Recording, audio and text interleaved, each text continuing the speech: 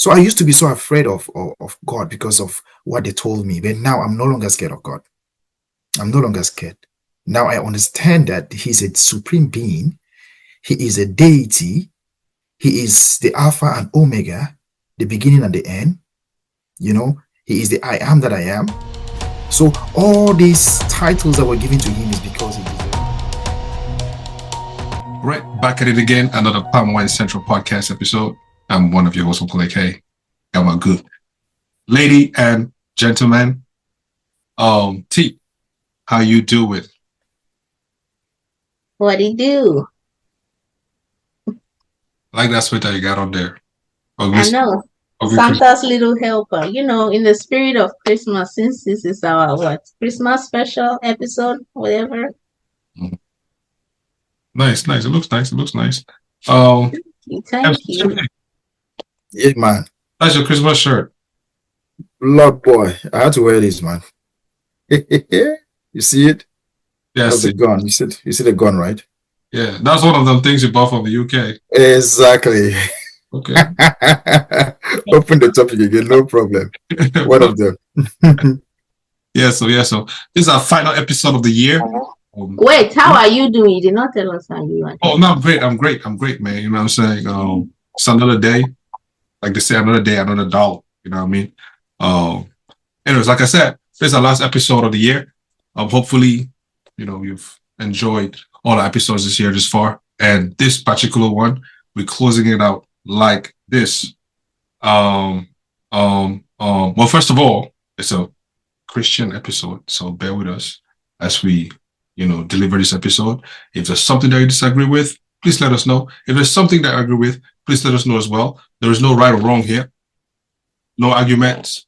Maybe there's right or wrong, but there are going to be arguments. Okay, you said that. No, I'm saying not here, but I'm saying no arguments in, you know, out in the chat. There's no right or wrong here. You know what I mean? We just having conversations. Three people having conversations, trying to understand, and yeah. So I want to start with an icebreaker, and the icebreaker is this: what is one question about faith or life that you've wrestled with this entire year? Personally, that you've wrestled with personally this entire year. See, you look like you already got it, so go ahead. Damn, now I'm just thinking like, damn, I guess we're coming in hot. That's not an icebreaker question. Icebreaker is supposed to be lighthearted. You just come and you drop therapist question like that. Say icebreaker. Yeah.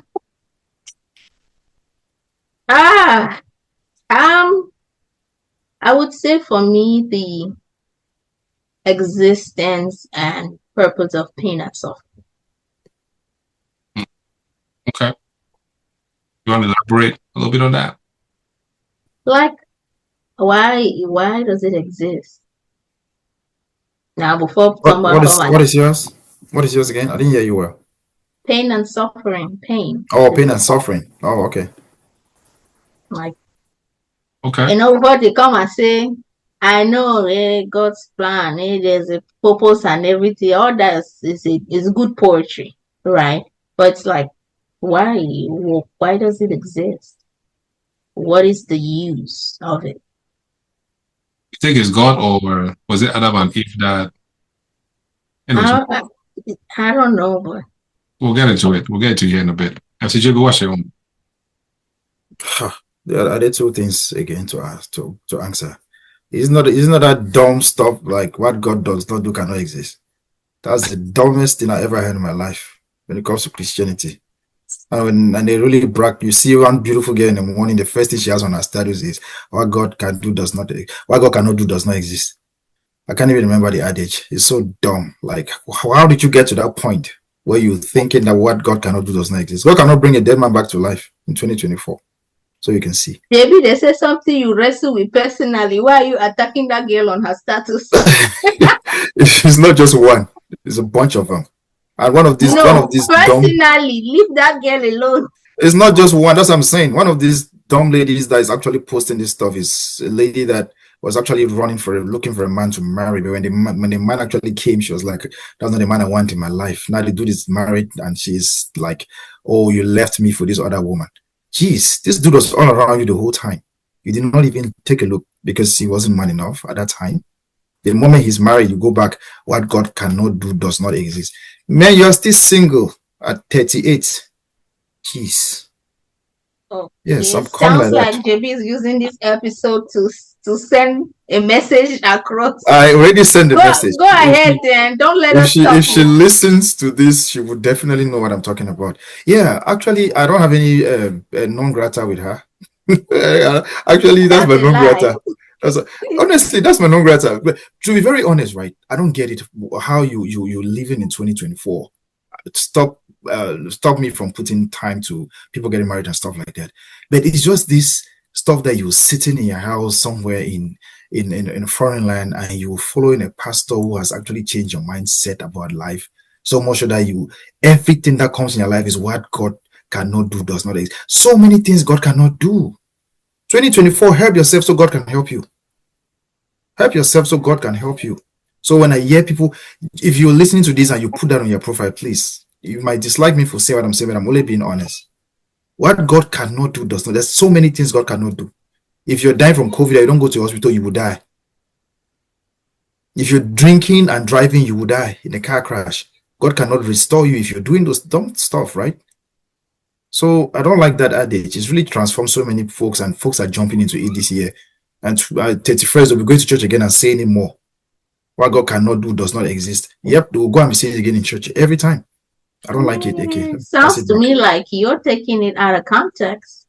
It's a contextual statement. That's I my think, defense. do you use that? Do you use that adage?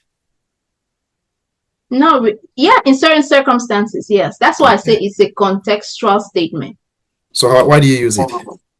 Because in certain things, depending on what I am praying for, yes, God can do. That's why I'm saying that I think it's contextual. Whoever is using it based on whatever it is that they are praying. Now, to your point, true, there might be, there are certain things that, God will not shift, right? But we don't know what that person is praying for. So for you to take what they are saying and applying it to something they are not thinking about, I think that that's just a misconception. Philosophy talks of particular negative, universal affirmative. Particular affirmative, universal negative. Some women are prostitutes. That's particular negative. Universal affirmative, all women are not prostitutes. Okay? You're telling me that somebody is saying a universal statement, what God cannot do does not. It means that God can do everything. If you're saying this, some of the things that God cannot do does not exist, I will follow you and I will come to your church. But when you do a universal statement, what really defines the law of universal? So everybody is involved in it. Everything that God does is in it. So I'm not taking anyone particularly for saying this stuff. But You have, but go ahead. if you're going to make statements like, why am I getting a crack? I don't know, I'm getting a cricket sound at the back. Is that something AK you can fix on your side? I'm getting the sound. I'll just mute. Okay, cool. Yeah, I think I stopped getting it. Yeah. So that the sound went. So what God cannot do, it's universal. Let's say some of the things that God cannot do, then I will stick with it. Betty, over to you. At least I guess JB, I see deny. It's contextual. It's like, you've met people who don't like broccoli. They say broccoli is nasty. Does that mean broccoli is nasty to everybody? I don't eat broccoli, so I fall amongst that list of those who don't like it. Okay, I love broccoli, so there's that. So I'm just saying, as long as your point holds, both things can be true. That's all I'm saying. Anyways, you still did not say your personally. You were fighting other people. But carry on. No, this I think it fits the question, right? Because it's what's one question about faith or life that you've wrestled with personally? So if personally it's about people saying that, and then that's personal, right? No, I don't think so. You cannot be fighting something for other people and call it personally. That don't make no sense. JB, I beg, answer your question. It is I think we all have to a mute if we're not talking. For some reason, I think we're getting that feedback. Okay, cool. Yeah, so I'm not going to change it. And if she comes to me, I will come back and say it again. And she knows who I'm talking to. You cannot be this beautiful young woman living a life of a celebrity. You're celebrated. People will know you, celebrate you for what you are. You're beautiful. You're a sensitive source of attractive distraction. You know, a man will look at you at least once. When you walk into a room, people feel your energy. But you go back home in solace. You lay on your bed and you take your phone and you use your beautiful nails, 6 inch long. That's so long, right? Yeah, long nails. Let's say like 2 or 1 inch long nails. You use it and you type on your phone and you put what God cannot do does not exist. My sister, please, I'm coming for you. You have to stop using that come 2025. Okay, so many things can happen to you on that bed. Go on TikTok, go somewhere, go on a Christian mingle, whatever. Look for a man. A man is going to come there and change things. Don't let these men of God who are even struggling with their own lives to come there and decipher for you on how to treat yourself when it comes to what God cannot do does not exist. You're praying for a man, spiritual husband. There are men out there. There were men in your life who came to you and you said no to them. And now you're looking for a man somewhere saying what God cannot do does not exist. I think I'm done on this topic. Wow. I was thinking earlier today, if man woman have sex, right? There's penetration. That counts as a body, right? So if a woman uses a dildo, that's still this penetration. Why is that not counted as a body? because it's A not a body, body. a body, boy. You already talked about body, man. Human being, Like body. But there's penetration. Anyways, sorry. What's my own this year? Obedience. For me, it's obedience. I don't know. It's a lot. It's a lot about. It's just a lot. The Bible is a lot, and they want you to follow. I mean, of course, you don't have to follow everything per se. You could take whatever it is that pertains to you and run with, but still, it's just too much to be obedient about. I wish that on a yearly basis they give you a little bit and say, okay, here you go, try and be obedient in these 6 areas, and the next year come and take some more. Try and be obedient in these other 6 areas, and not so much that But again, yeah, I'm always obedient. So, yeah. Any other? I have another one, but it's not this year. It's not limited to this year. It's just I wish God would ask our consent before He sends us to Earth. Like you get a preview, like we do Netflix. You get a preview of what Earth is and life, and it's like you decide if you want to come. I don't know how it functions. I'm just assuming that we are all somewhere, and then He sends us, right? Like you get a preview of Earth, and you're like, do you want to go or do you want to stay here? But that's just me thinking. Wow. So you could get a preview of who you have to go to, and then you could get to choose if you want to go or not. Maybe not that grainy because some people will not go to places, right?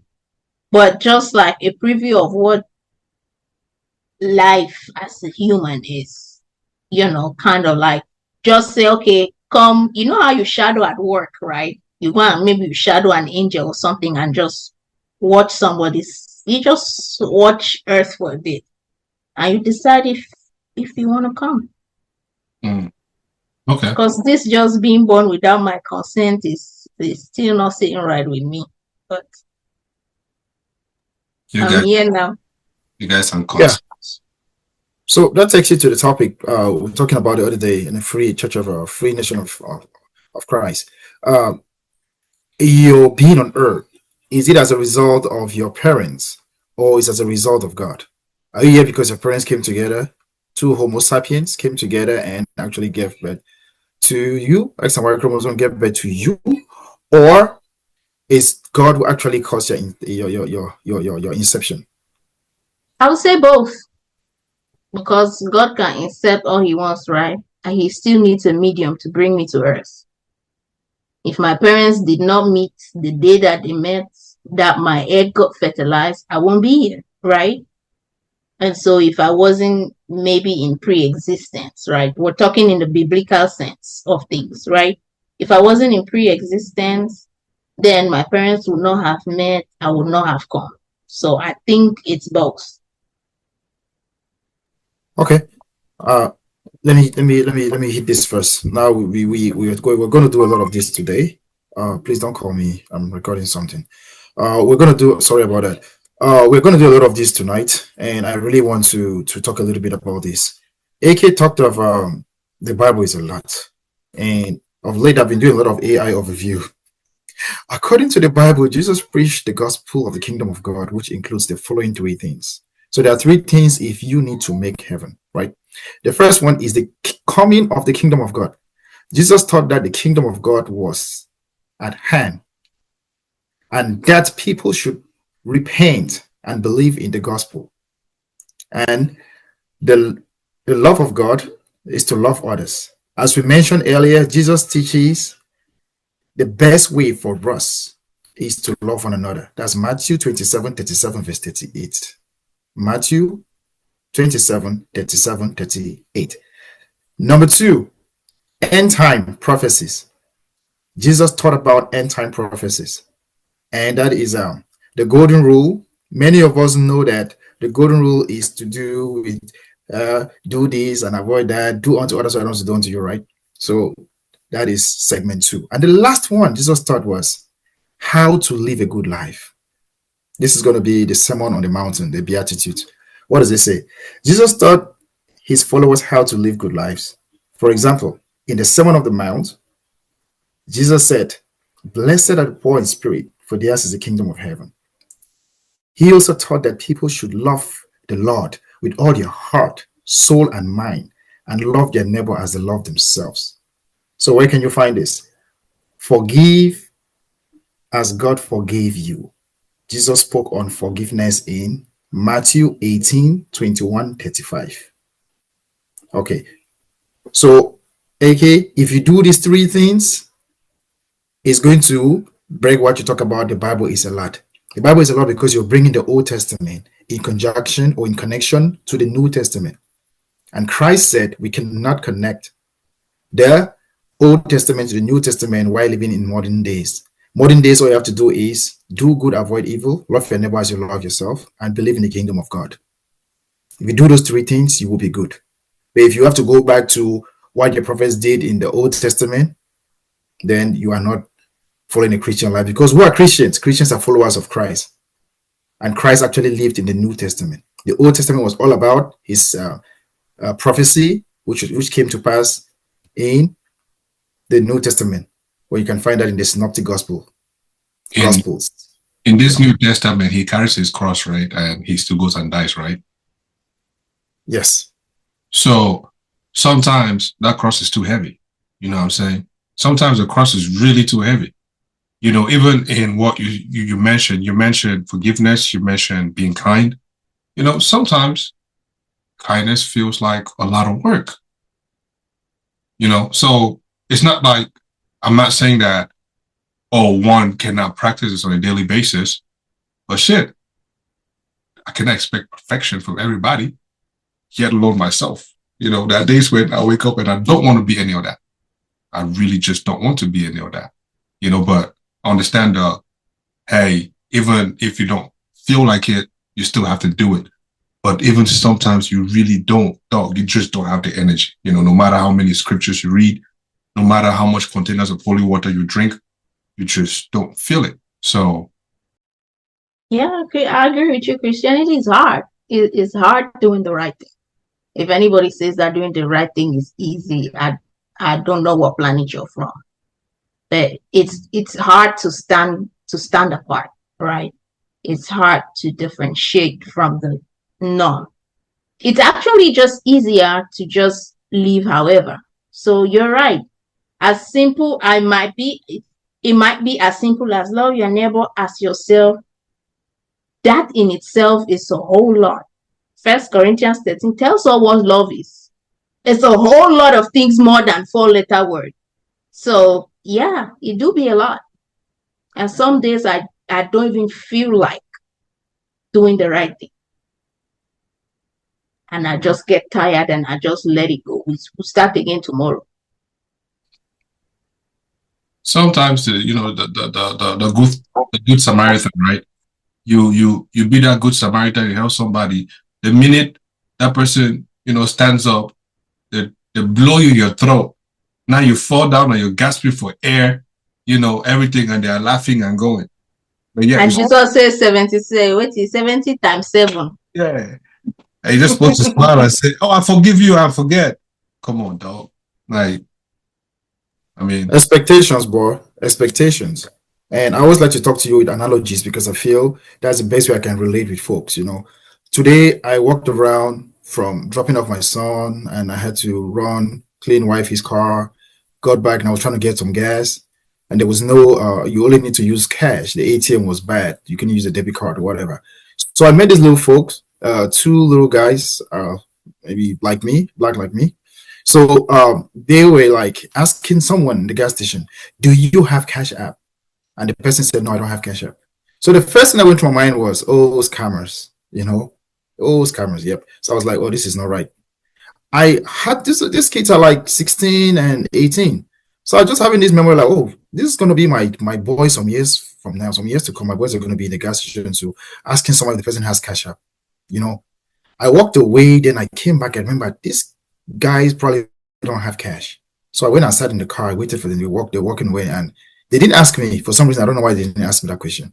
So they were coming back now. They saw me, and I rolled down the window. I was like, "Hey guys, what's going on? I heard you ask of Cash App." They said, "Yes, we do. We need gas. We know God." I said, "Okay, I'm going to give you gas." They did not ask me again if I need it to. They're going to do a transaction to me, right? So I went right there and I gave them gas, $20, 20 regular. They were so happy.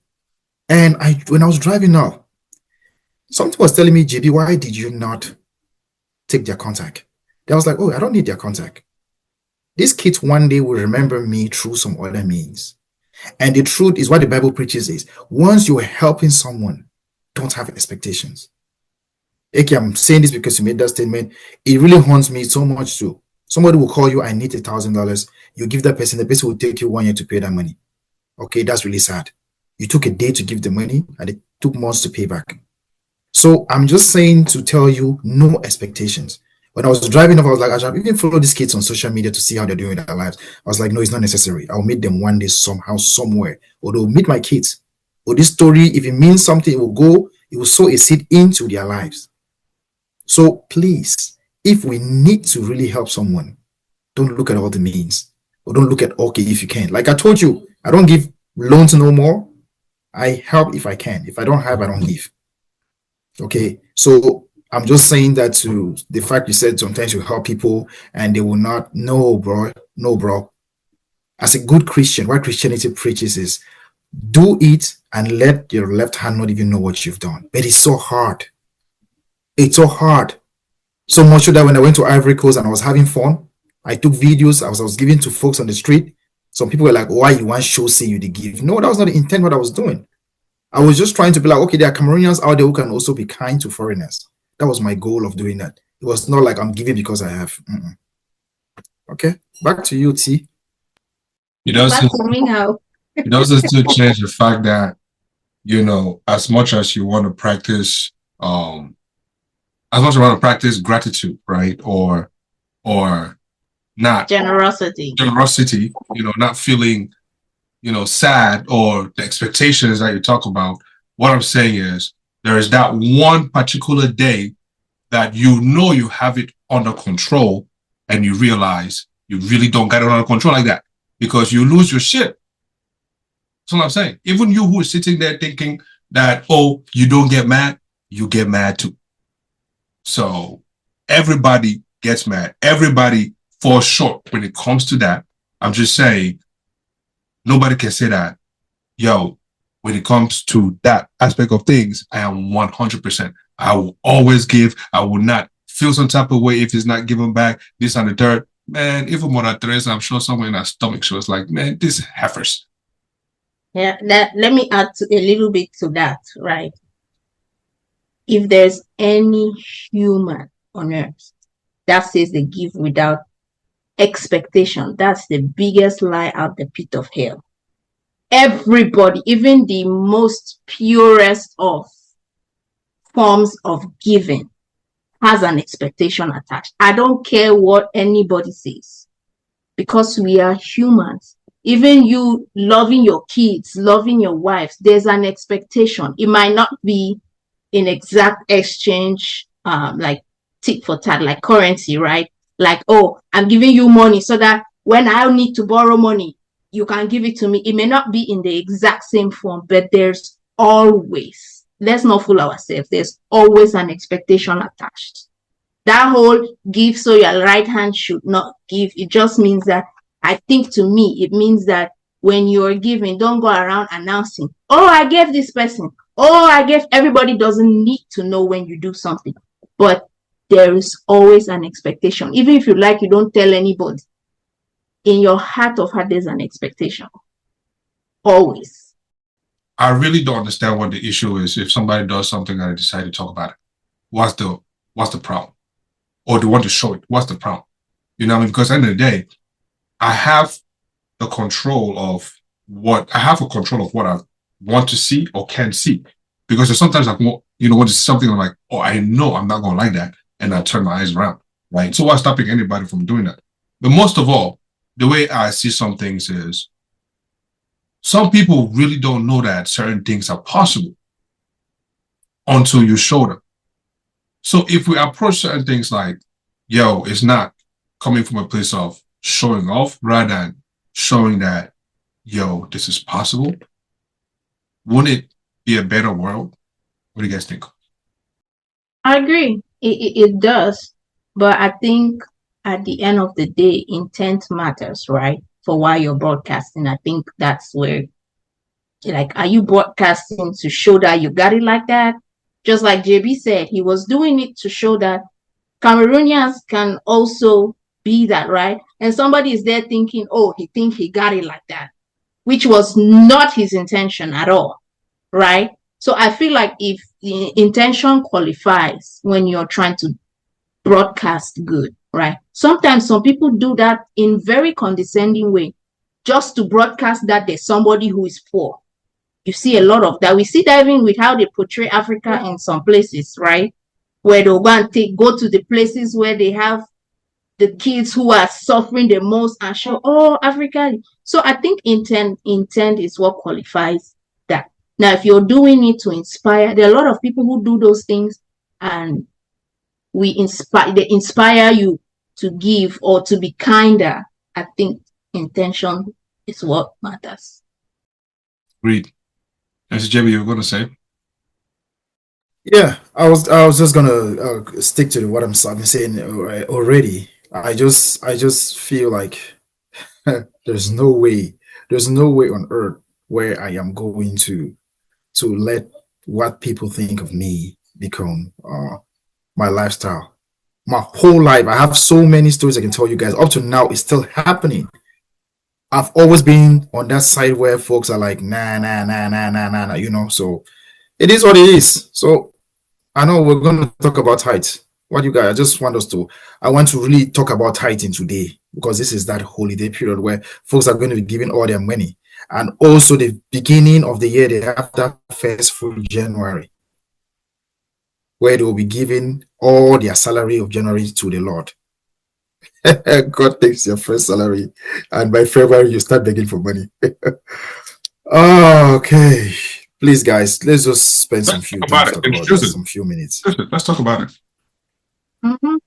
Okay, cool.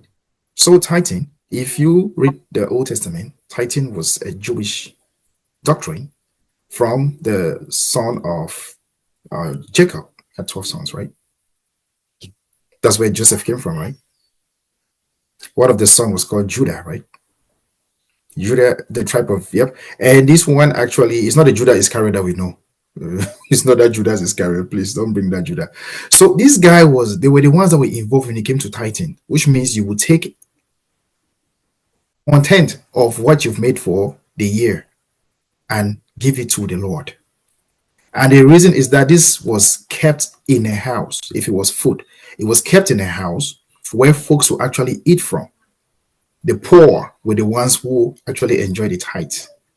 And you, those who were giving tithes were mostly like farmers because they had crops and stuff. Someone like a carpenter who does not actually have food stuff will go and donate money. And this money, what you're supposed to do with your tithe were were actually stipulated in the Bible. I will give the verses as we're going along. You actually need to take your money, go buy bread, buy alcohol, whatever you can consume, sit with friends and consume. That's what tithes were used for. That's what tithing was. So tithing was not to take your money and give to your pastor or your priest in the church so they can enjoy that flamboyant lifestyle and tell you they're giving it to God. Nope.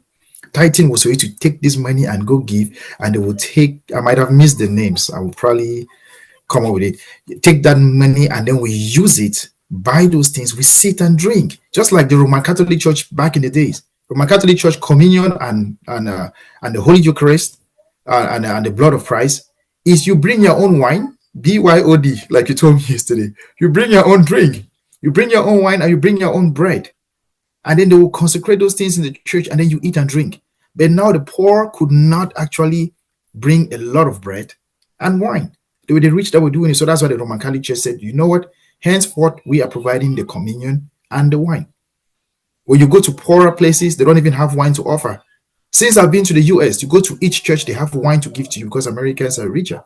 In Cameroon, I only drank wine the day I was getting first communion, and they actually dipped it in that wine, the blood of Christ, and gave it to me. It wasn't you take and drink and give the glass a clean. No, the chalice rather. No.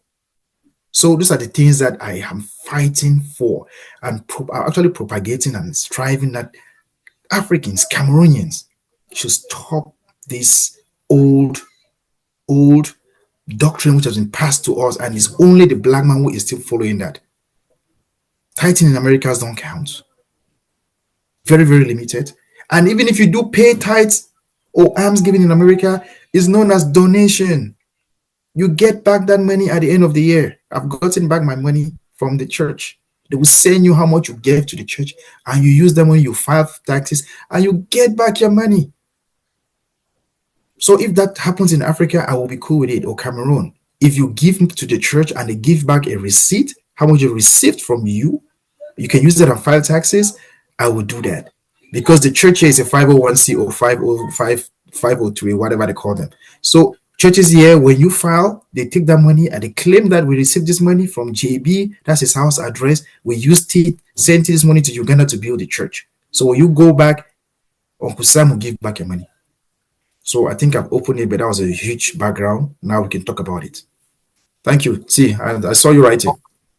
Me? No, I was not writing. I think we are respect to them filing it in Africa. I don't think that's going to work because that's not our system. Our systems are not set up like that for charity work, right? Whether it's church or an NGO, it doesn't function like that, right? And that's beside the point. I do tithing in the Old Testament. Yes, it was for the tribe of Judah, right? Those were the people who were the priests at the temple.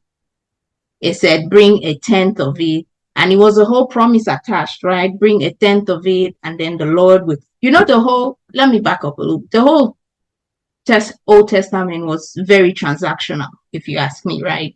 It's like, okay, you bring the lamb and wash away your sins for the year. You bring this and God does this. You bring this and tithing was no different, right? You bring a tenth of what you have. It was like a consecration type thing, right? Where if I bring a tenth of it, it says I think it's Malachi 3. It says that God will rebuke the devourer, and then he will protect your crops, and you will bring plenty to the land, and blah, blah, blah, right? That was why they brought the tithes, and it was for the house of God, right? Fast forward 2024. I think, yes, tithing, I'm still on the fence as to if tithing is still in the New Testament, but I still believe in the purpose of bringing goods to the house of God, right? Let's take, for example, people like us who attend physical church, right? If we're not giving in some form to the church, where are we going to sit down? Who is paying for the AC? Who is paying for the heat? Who is paying for the instruments? Do you get what I'm saying? Who is paying for we all like a nice looking church. Who's paying for all that? Do you get what I'm saying? So that's how I see the purpose of giving to the house of God is.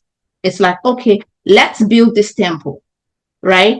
But as for people who go as far as take their whole money and you go and give to God and your children are starving, that would be a personal problem between you and God, because God has not told me something like that yet.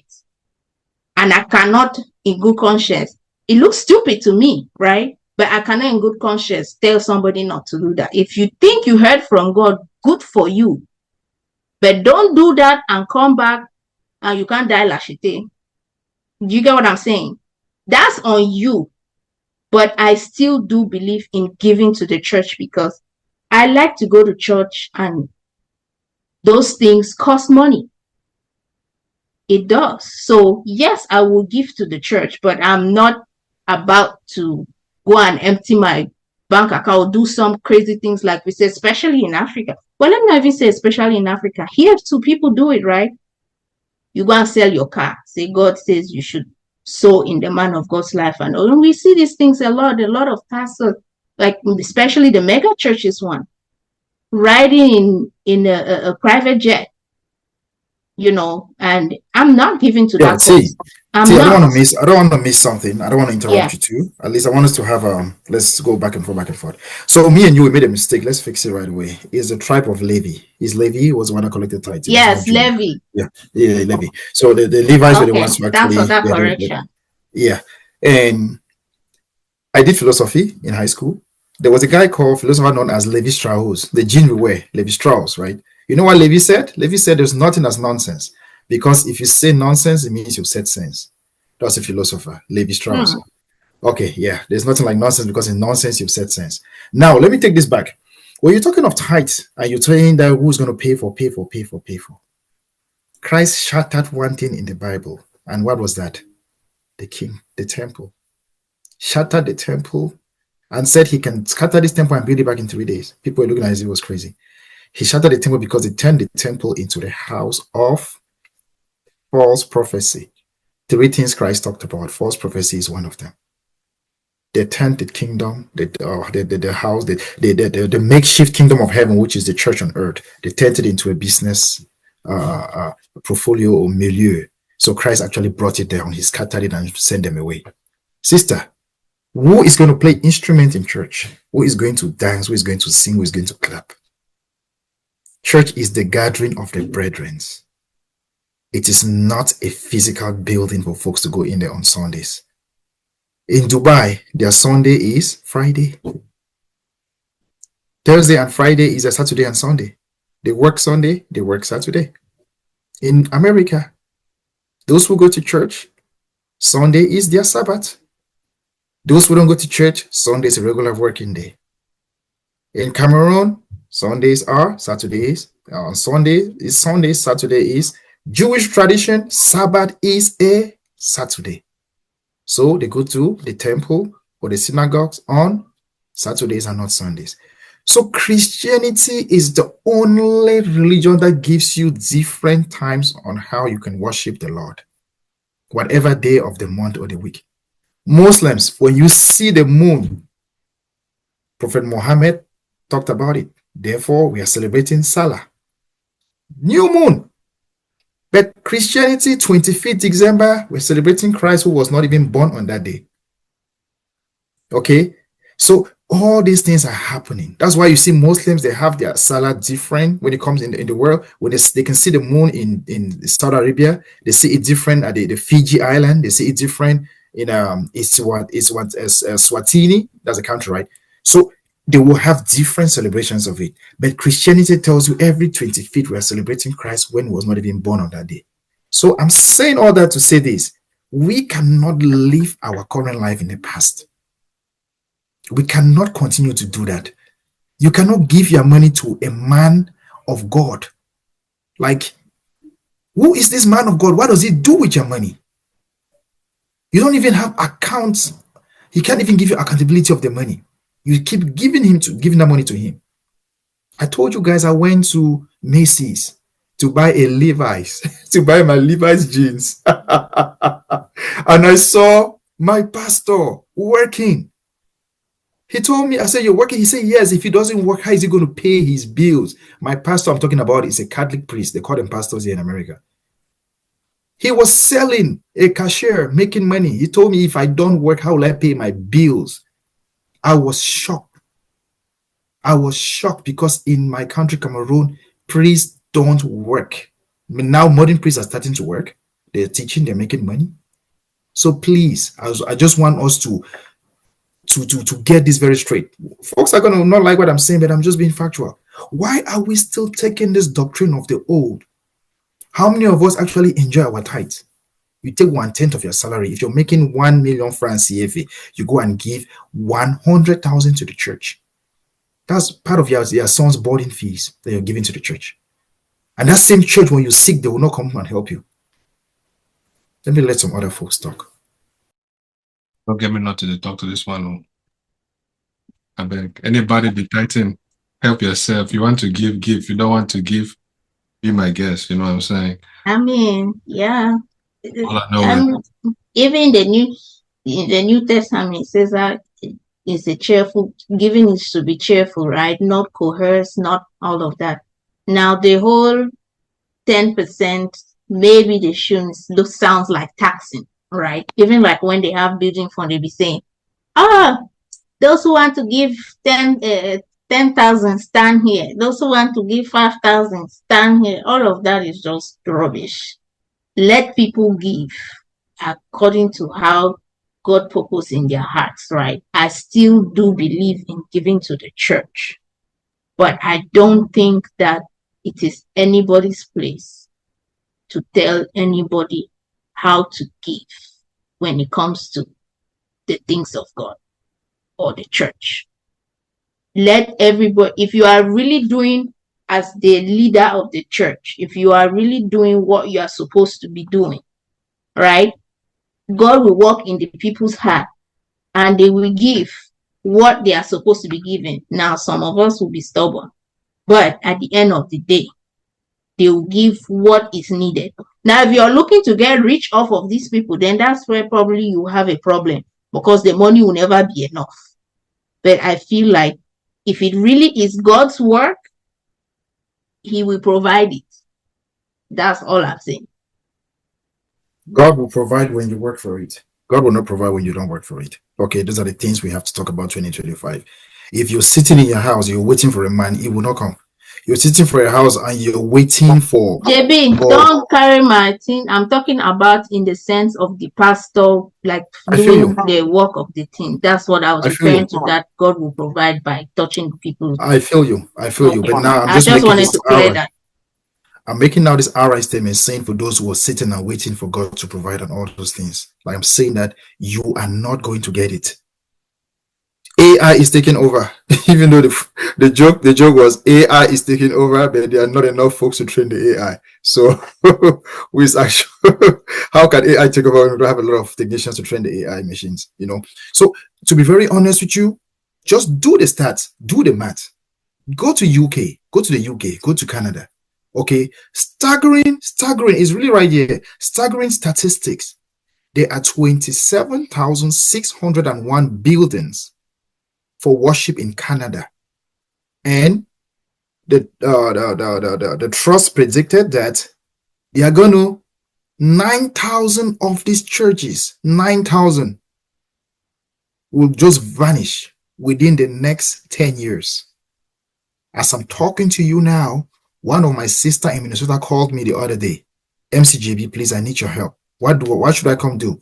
Please come with me. Let's go check my new purchase. I said, what did you buy that you want me to come? And I'm just an MC. I want us to see how we can do a new business. Come with me. Sister, what did you buy? She bought a church in Minnesota. The church no longer has clients, no clientele. Now they have sold the church. This woman is going to open a nightclub or a hall in that building. That's what is happening in Canada. Statistics, I'm giving you stats. So where would these 9,000 churches go to in Canada? Cinemas, nightclubs, schools. The country needs workers and not people to go to churches. Africa is the only place where you go, life expectancy at birth in Cameroon is 54 years. 54. When you reach 54 for Cameroon, you don't owe. 54. And that's when you are still. Have you seen hot aunties in Minnesota at 50? Come to Minnesota and see one auntie who is 50, you would think she's 30. She's looking hot at 50. But if in Cameroon, they'll be calling her grandma, great grandmama. Because of what? Education, development, societal values. Okay, so we are living in an epoch where folks are realizing that all the things that were handed over to us, those were facades of the real life. Christianity is not what takes you to heaven. It's following Christ the right way and doing good and avoiding evil that takes you to heaven. Okay, so now, from the amount of churches that are closing up in Canada, you can tell, man, we can't even argue that. From the amount of churches that are closing up in Canada, you can tell that people have realized no one is coming to church. AK, when was the last time you went to church? Folks don't go to church. Last Sunday. But quick question though, right? Go ahead. Why is it that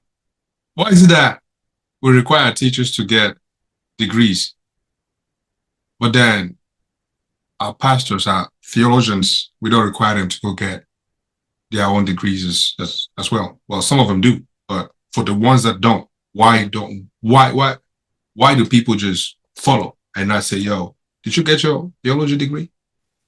Touch not the Lord's anointed and do my prophet no harm. That is what kills the black man. Touch not the Lord's anointed and do my prophet no harm.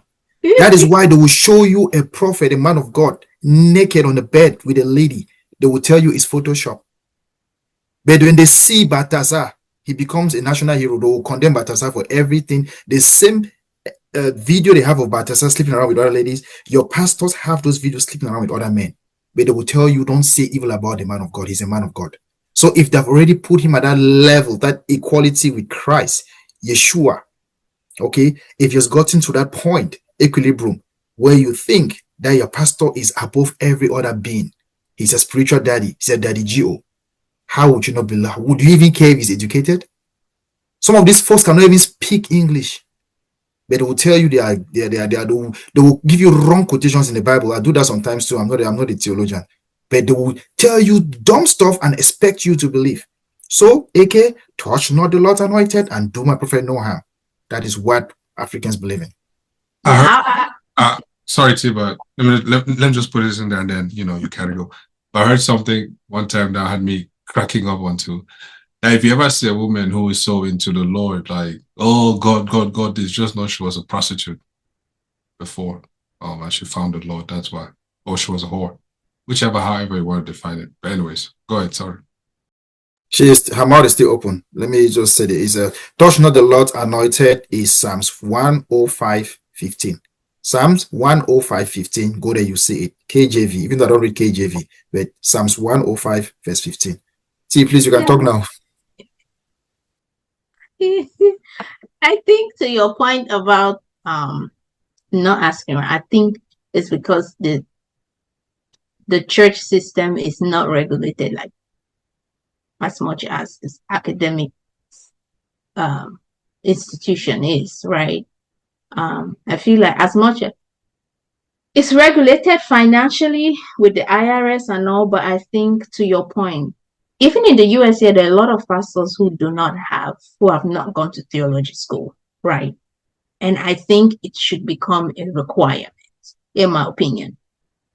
The systems should be set up where it is required for you to be to get paid because the pastors get paid, right, as a pastor to the church. So for you to hold that title, that person should have gone to theology school. It's because it's not regulated. So anybody can wake up and say, God called me. Who's going to deny? And people don't question. So Mr. Jimmy, you mentioned something about working hard, right? So just in relation, I mean, just right along those lines right there, say a pastor, works hard and he's able to get the crowd to, finance his Bentleys and expensive clothing and stuff like that. Is it his fault? His whole fault? Oh no, okay. Remember the Gucci pastor who got shot, who that came to his church and he got robbed in his church some years ago, the Gucci guy? Yeah, he finally went to jail, right? Did you follow the story through? Yeah, he went to jail because he was scamming folks and taking their money and stuff. So he actually went to jail. Yeah. And he was a very flamboyant guy. He would dress and look so good. And what he did was wrong, but he could dress well and nothing wrong with dressing. I love to dress too, My current pastor, even though he doesn't like to be called pastor, Daddy Freeze, this man has one thing about me, I only rock my Samsung watches. Yeah, I don't care about watches. This dude has watches that are expensive. He has invested in watches. And that's why he tells me, JB, it's not like he doesn't know me personally. I'm just saying, for you to buy a piece of land, use that money and buy a good watch, buy a Richard Mille if you can get one for yourself.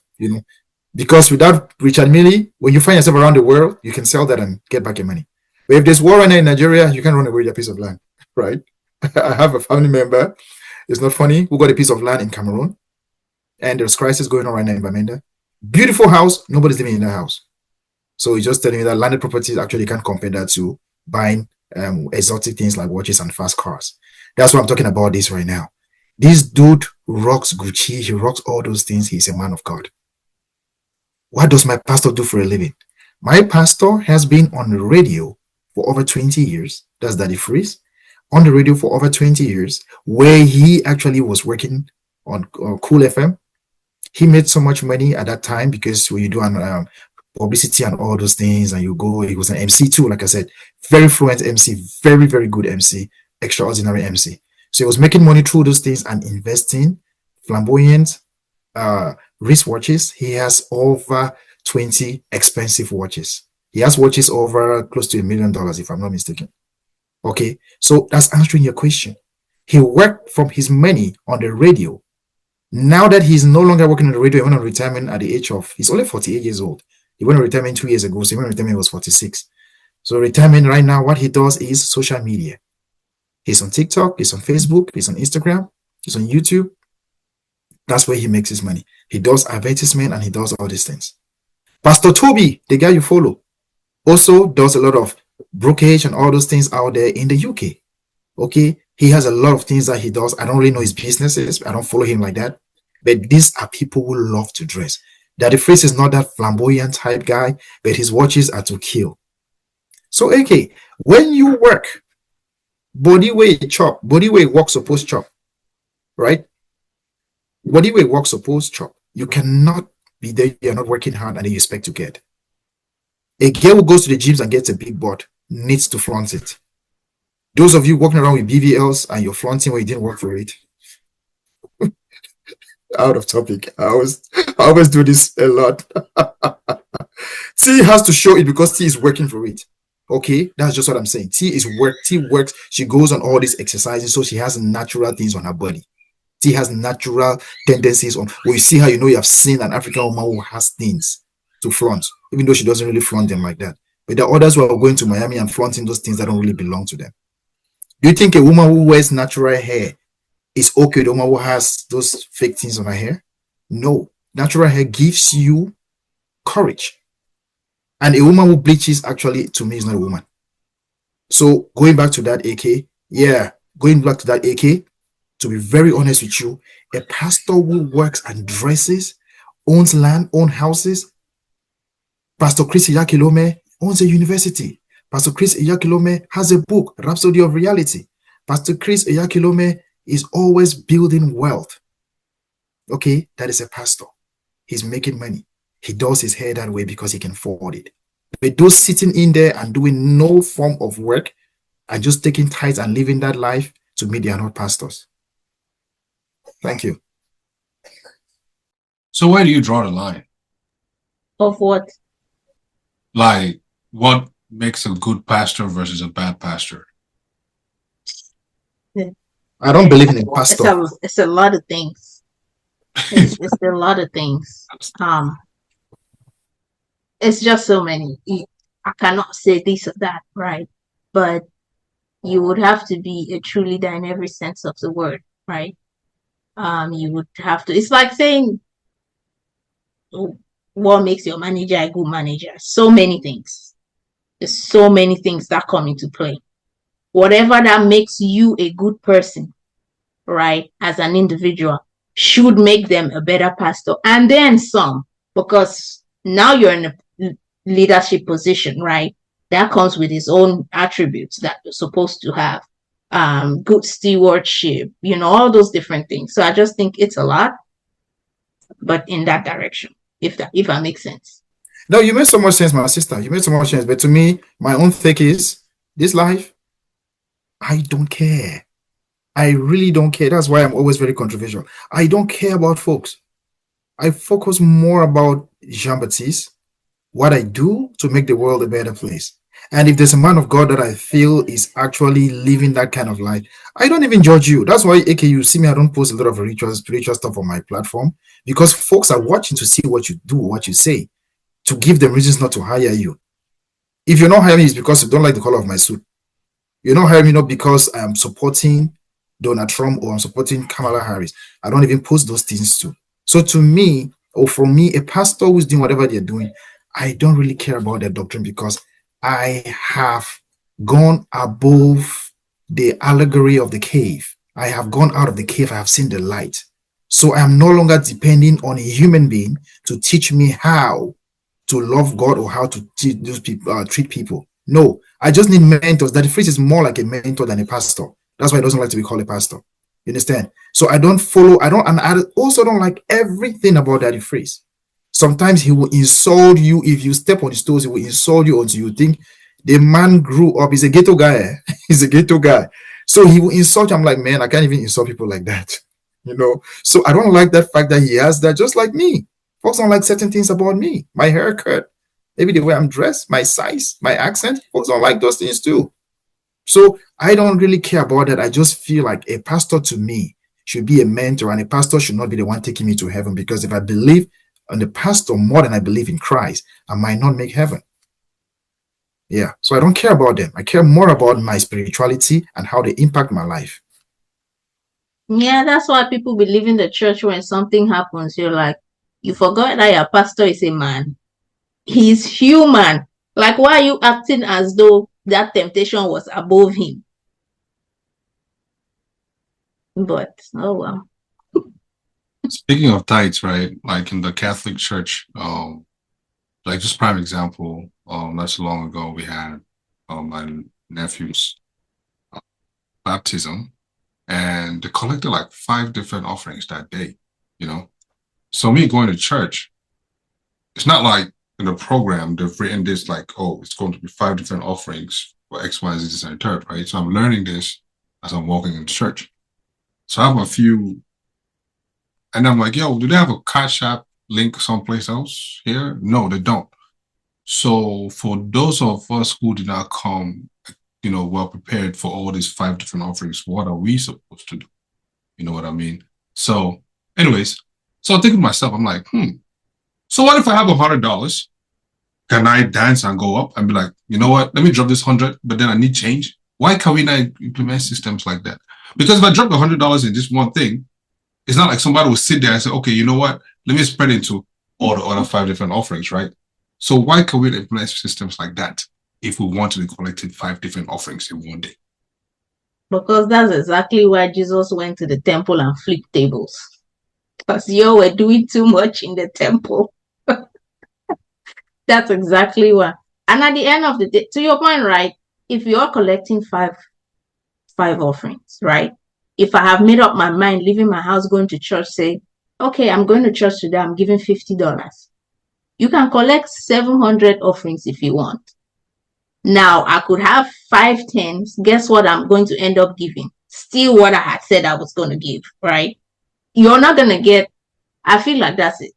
I don't know, maybe it was a special offering or what, but I feel like at some point it's extortion. If you are milking money out of people like that, it should be free will. And if they're coming, let the people know that, okay, we are collecting offering for this and this and this and this, so that people think about it. We should not be giving. We have to stop this habit of giving in church under pressure, where you show up and they're like, oh, let's do this. Giving should be something that somebody sits and decides and look at your budget and see what you can afford and go and give. I feel like that's how giving should be. I should not show up in church and you people surprise me on some shit. Thank you so much. I like that. Matt, in the book of let me give you Luke 21:14. Luke 21:14 talks of the widow's mite. Okay, the widow's mite answers that question to me. The widow's mite. So you're going to church, and the day I realized that my Catholic church in Bamenda, Big Mancon, everybody has to walk out now and go give alms. We don't even call it tithe in Catholic, we'll call it alms giving. I had a phobia for that, and I was not happy about it. So everybody has to go. But now when it started, they told us that even if you don't have money, just go and stand in front of the temple and bow.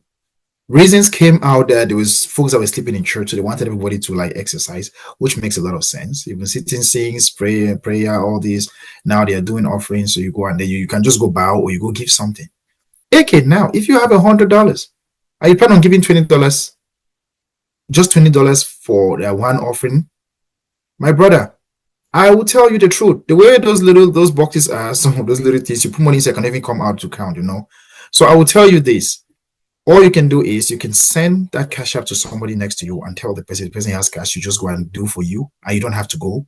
Or if you plan on giving 100, but you want to do it 5 times, that is the show I'm talking about in churches. Why do I have to go give alms 5 times? Why can't I just give it 1 time, which is going to encompass all those things? And that's what he said. So the widows might give from what you have and let nobody see what you're giving. But you don't have to follow what they're doing in their church because they say do this, you have to do it. No, you're just visiting the first time and they tell you to give alms 5 times. I would come back to that church the second time. Oh, I went to a church when I was talking to your sister. She told me that if you want to have my number, you have to come to church. I saw her on Saturday. She told me that on Sunday I was in their church. She told me, if you want, get my number, come to my church. I went to her church on Sunday. Guess what I saw in her church? I saw a TV where they were passing folks in church. I was sitting in the overflow room. She was in the main church. When the moment I saw her on screen and I saw what she was wearing, I took a picture and I went out of church. The goal was to go to their church, right? Why should I be in church and they are recording me to broadcast worldwide? Things I don't like about churches. Why are you broadcasting me, showing me? If I'm sleeping in church, the camera catches me and the world sees that MCJB was dozing off in church. So those are the kind of things I don't really care about in churches. Okay, don't broadcast me in church. Don't put me on the screen and don't tell me to come forward. So you put your hands on me so I fall and roll. No, please. This guy, I don't know the churches that you've been going to, but I see why you have so much beef, because where the hell have you been going? Where have you been going in the name of church? Who has been fooling you? Now, but seriously though, one of my I know we're not talking about pet peeves, but my own is the speaking in tongues thing, man. I don't know. Yeah, I had to just walk away because everybody was, your folks, everybody you hang around every single day, you see them day in, day out. All of a sudden, one magic Monday, they are speaking in tongues. Like, where the hell did you learn how to speak in tongues all of a sudden, bro? Like, this should happen overnight. Spiritual language. Let me come and slap somebody here, that spiritual language. Let me hear that thing. Where did it come from? It actually is, though. Yeah. Most of them are not. But it's not a requirement to pray, and everybody does not have to speak in tongues. So let me use that to open up this other segment, okay?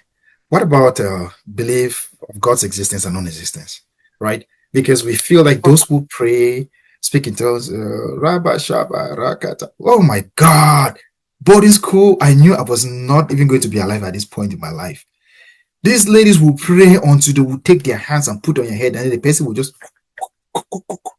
I'm like, what? This person is really falling. Folks were falling. Folks were falling. And then those who were the most prayerful were the ones who were always having the cerebral malaria. There was something about cerebral malaria in Starlight. If you are a beautiful girl and you come to that school and we tell you, hey, sister, we love you, like, please, I'm sorry, I'm single, I don't want. We'll just say, okay, we're waiting for you in 3 months. 3 months when that sun don't heat. No, it was September when places are hot. Getting to December now, that's dry season, right? When that sun will hit your head, you just see the girl running naked. Well, not naked, but naked, say like that. And after that running naked, you have no guy asking you out. So it was so crazy because folks were just having malaria, and there was never a guy who had cerebral malaria that I've my whole life in Starlight. Was it 6 years in Starlight or 5 years? I never saw a girl who had cerebral malaria, a guy. But there were only women, girls were having cerebral malaria. And they were the most prayerful. Most prayerful They was were it? the most prayerful, yes. Always But they were happened the only ones. at 1 Go p.m. ahead. It mostly always happened after 1 p.m. too. Boy, were you guys having in your school too? We used to have it in our school too, a lot. And your school was a day school, right? Yo, day school, yeah. Always, man, always. Yeah. It was those moments that, you see, all the pretty girls, it was sad because, they'll get violated. Like, oh, you remember? Okay, no problem. Wait, like, you fall that in. See the way there. When they carry you, and it's mostly men that carry, you see the pressing Bobby there. Will you be there to know that they're pressing Bobby? They're squeezing your shoe. Will you be there to know they're squeezing your shoe?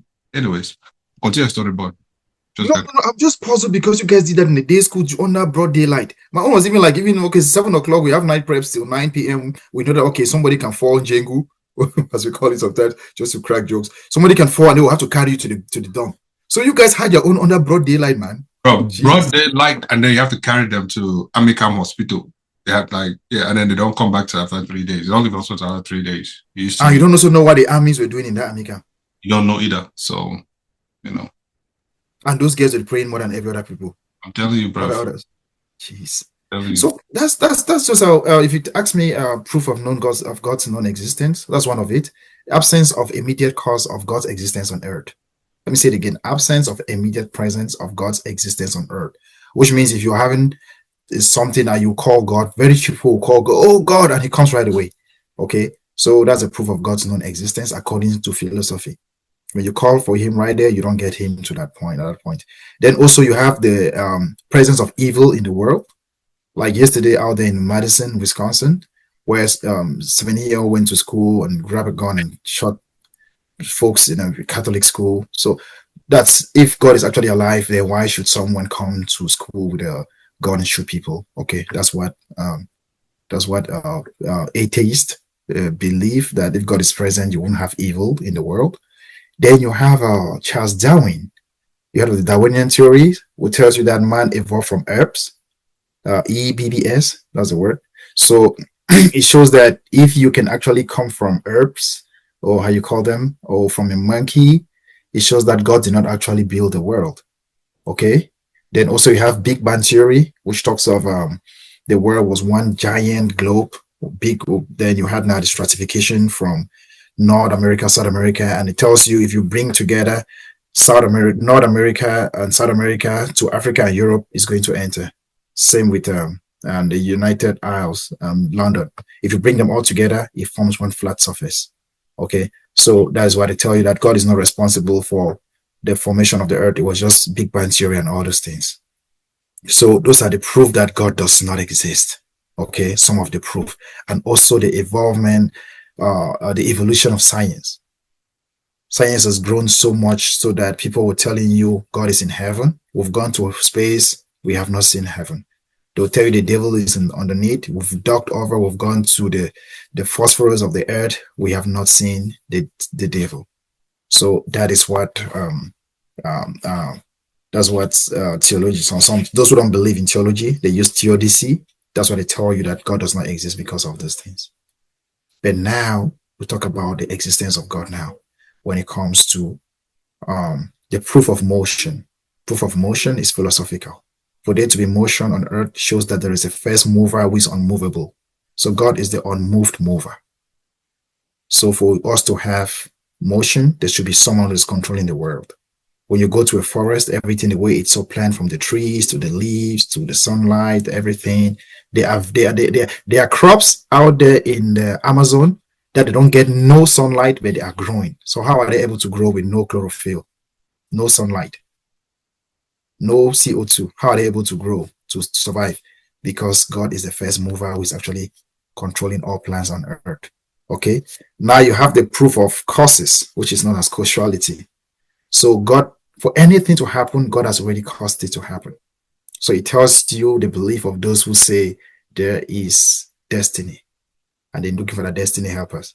So God is the first cause who is uncausable.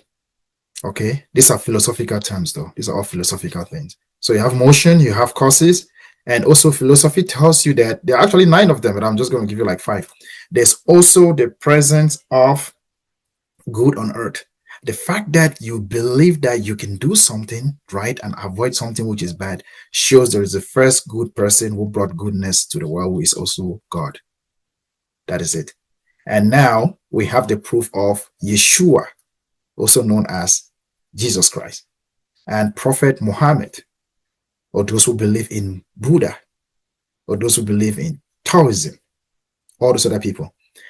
For they to believe that there was a being who actually lived before us and is still living and is the reason why we are alive, like Islam and Christians and Jews and all these people I mentioned, like they do, shows that it's actually God. You know, so it's not just a hypothesis. It's actually been tested and it's factual that God actually exists and is still existing. And the last one I'm going to talk about now is the birth of a human being. Okay, the fact that human beings have souls, and the fact that human beings have an intuitive nature, and the fact that human beings are rational, that is a rational being.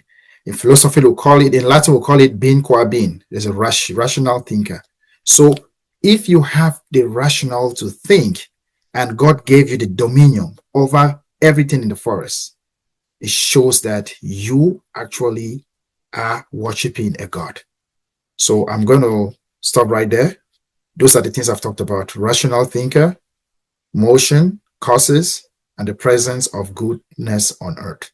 So those are the things that actually show that we have God on earth. The proof of God's existence are way more than the proof of God's non-existence.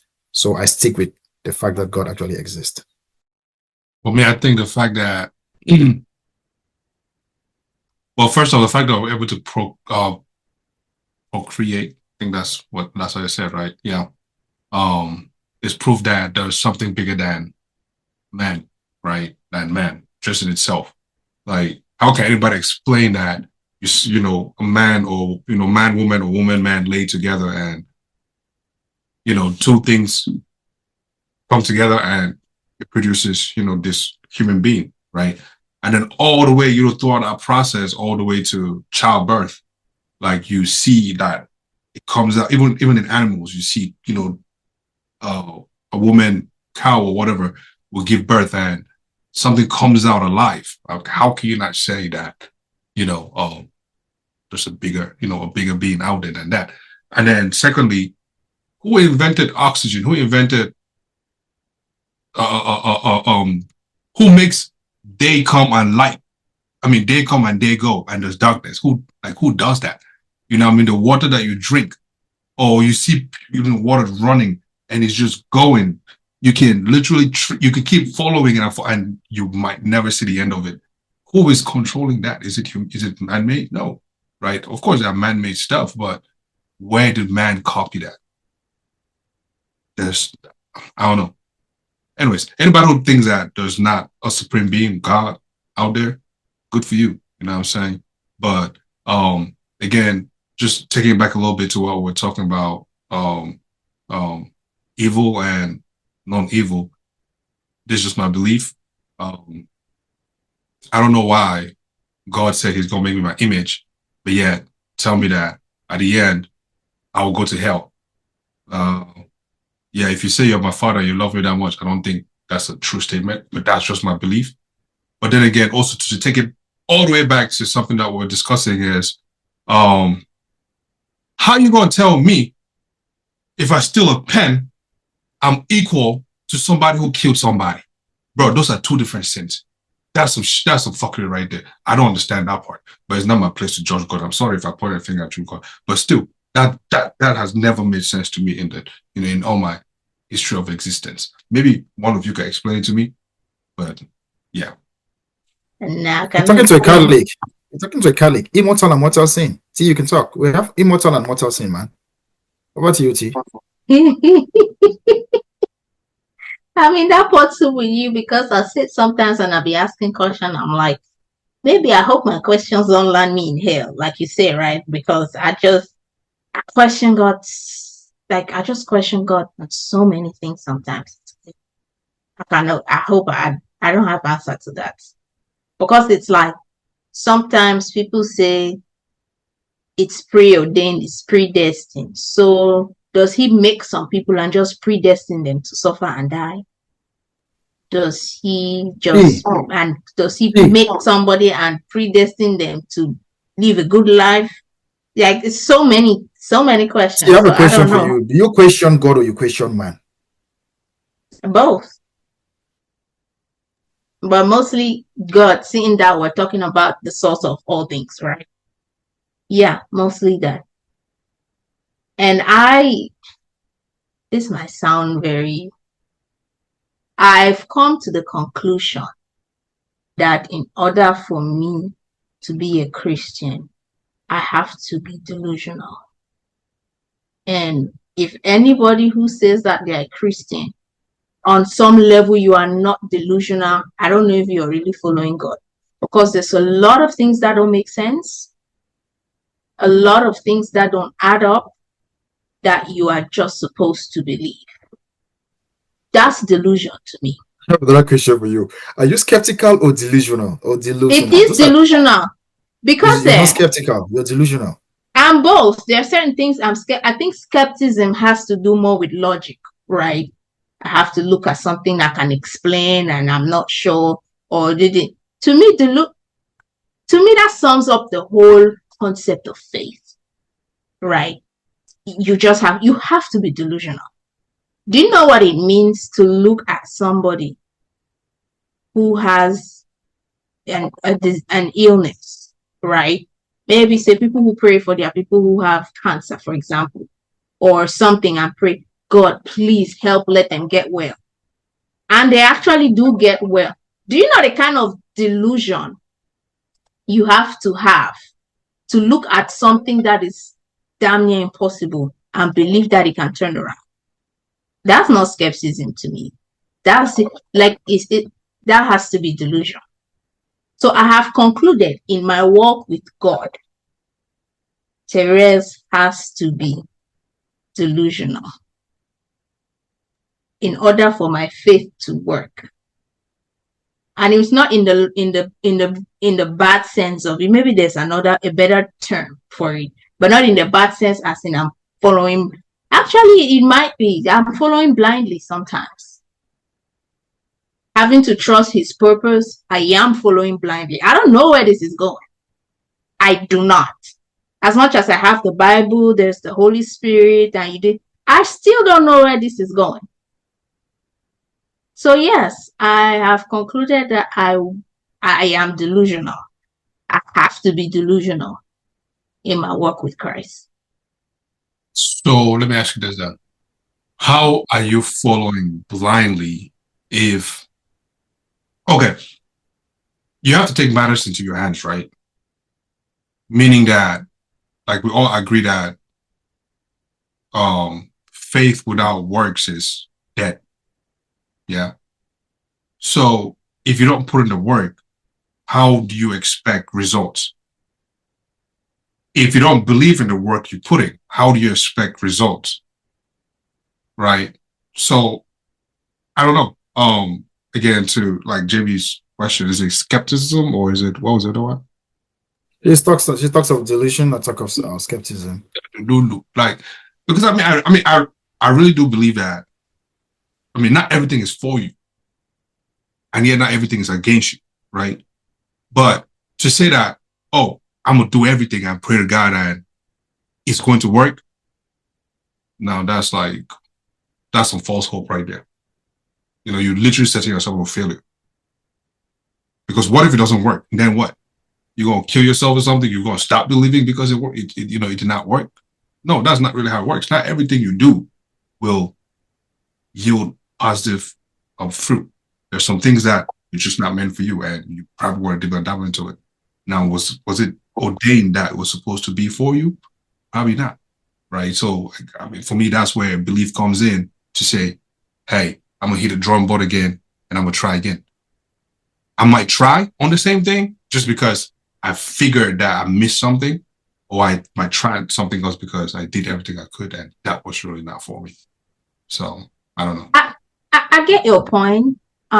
Yes, you have to put works and effort to faith, right? But again, let's look at the kind of work. There's this whole thing. We read a book that talked about non-attachment to the results, right? You still gotta put in the work. You still don't know where it's going. Whether or not you're putting in the work, you still have no clue. You might have an idea, you still don't know how it's gonna turn out. It's because you're following your Christian values, man. It's because that's you're what I'm Christian saying values. that I have decided for myself, right? Yeah. That delusion is the way to go. Now, like I said, there might be a better English word to describe it, but the closest I can describe it to is delusion. I truly cannot stop you from that differentiation, because like I said earlier, growing up, I've always been scared of God. I've always been afraid. I'm afraid because I was made to be afraid of God. If you don't go to church in the morning, it shows you're a sinner. If you don't do this, you don't do that. So much that I had a girlfriend that would take me to morning church before I could come back in the afternoon and kiss her. Yes, she's not in Texas. My ex-girlfriend. She left me and got married to this other dude. Yeah. So, yeah, I don't want to continue that story because I don't have good things to say about her. Anyway, the truth is this lady would take me to church in the morning. And she would be like, oh, we have to pray. I was in Form 4. Oh, yeah. Already I had other girlfriends. I was like hanging around with, chilling. But this girl would tell me, you have to come to church. You have to come. We'll go to church morning mass. She will come after and take me and we'll go and kiss. And I was happy. That was my girlfriend.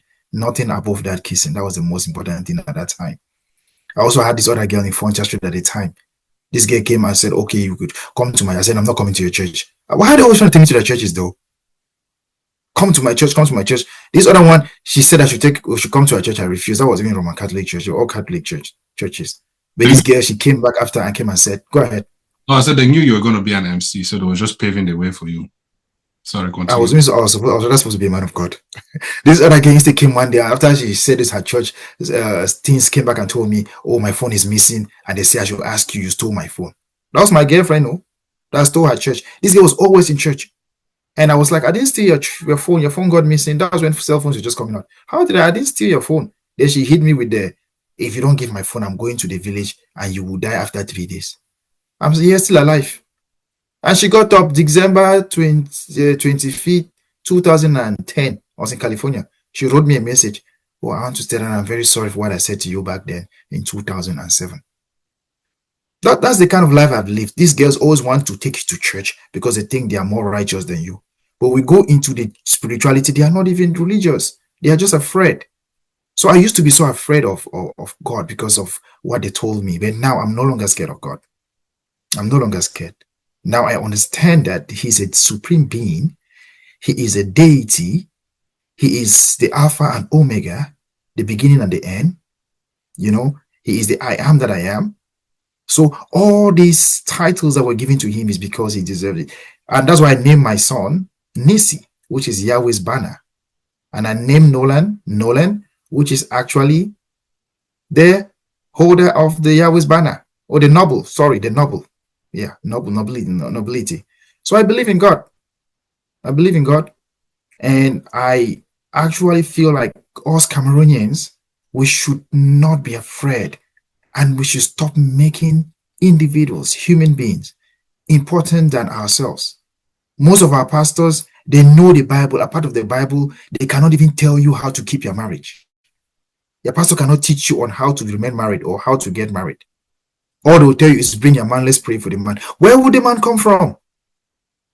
Then when you bring the man, they will still tell you no premarital sex. This dude cannot wife you if he doesn't wife you in bed, if he doesn't sleep with you. So now you have to let go of a good man because they said you no premarital sex. No premarital sex. I know that's a topic, AK. Premarital sex now has nothing to do with me and my potential partner. Why has premarital sex become a whole cankerworm in our community when it comes to people trying to find marriage or find love? See, T, David, over to you. to that point about fearing God, right? I think especially for us growing up in Cameroon, I think it's a tactic for manipulation, right? If you're saying God is all this, you've called so many names that we call God. He's Alpha and Omega and all this. And if God is gonna have his feelings hurt because I questioned his plan, then is he really all that you're painting him to be? If he's gonna strike me dead out of anger because I did not understand something and I called to question one of his principles, is he really that sovereign at the end of the day? Is he? And so I feel like some of the pastors back then and even now are using that tactic to keep people in fear for easy manipulation. Because listen, God don't have, his feelings are not that hurt. He trusts me. And I used to be that way, but I sat and I was like, listen, if this God really is who he says he is, even he himself can sit somewhere and say, you know what? He has said that, okay, my ways are not your ways, right? As high as the heavens is from the earth, so are my thoughts from your thoughts. Then you come and you give me, I'm all the way down here. Even him, sometimes I think he understands when I question things like, you know what? She doesn't have the full picture. It should be okay. It's okay for her to question. It's okay for her to have doubts. But if there's somebody telling you don't question God, don't have conversations with God, yeah, you need to run. That ain't the God of the universe. Look, even in the Old Testament, and these are things they will not teach us in church. Look at the go to the Old Testament, as they like to quote things. People, even Jesus questioned God's plan. So why do you think that you cannot question something? No, I always say, for all my guys out there, just talking about the premarital thing, if a shorty is if you remember evangelism, just wait when it's time to knock. I said, let's pray first. Let's see how evangelic she is. Yeah, light up a prayer before knocking. Then when you're done, blow her back out and then pray again. Let's see how evangelic she is, if she's really that prayerful. And make sure she speaks in tongues too, since they want to speak in tongues. But anyways, just say, FTJB, go ahead. See, JB, let me say something about that premarital sex thing, right? I think I still do think it would be nice to wait, all right? For a completely different reason. Sex clouds your judgment, and there's a whole bunch of things, right? It can be misleading. So many things. But I feel like they've used premarital sex as the champion for the good quality for a partner, if that makes sense. It's like, oh, if you don't have sex before marriage, then you can wait for this. There's so many things you have to worry about other than that. Is this person a nice person? Do they pray? How do they respond when they feel defensive? So many things. But for some reason, sex is the champion of the whole thing.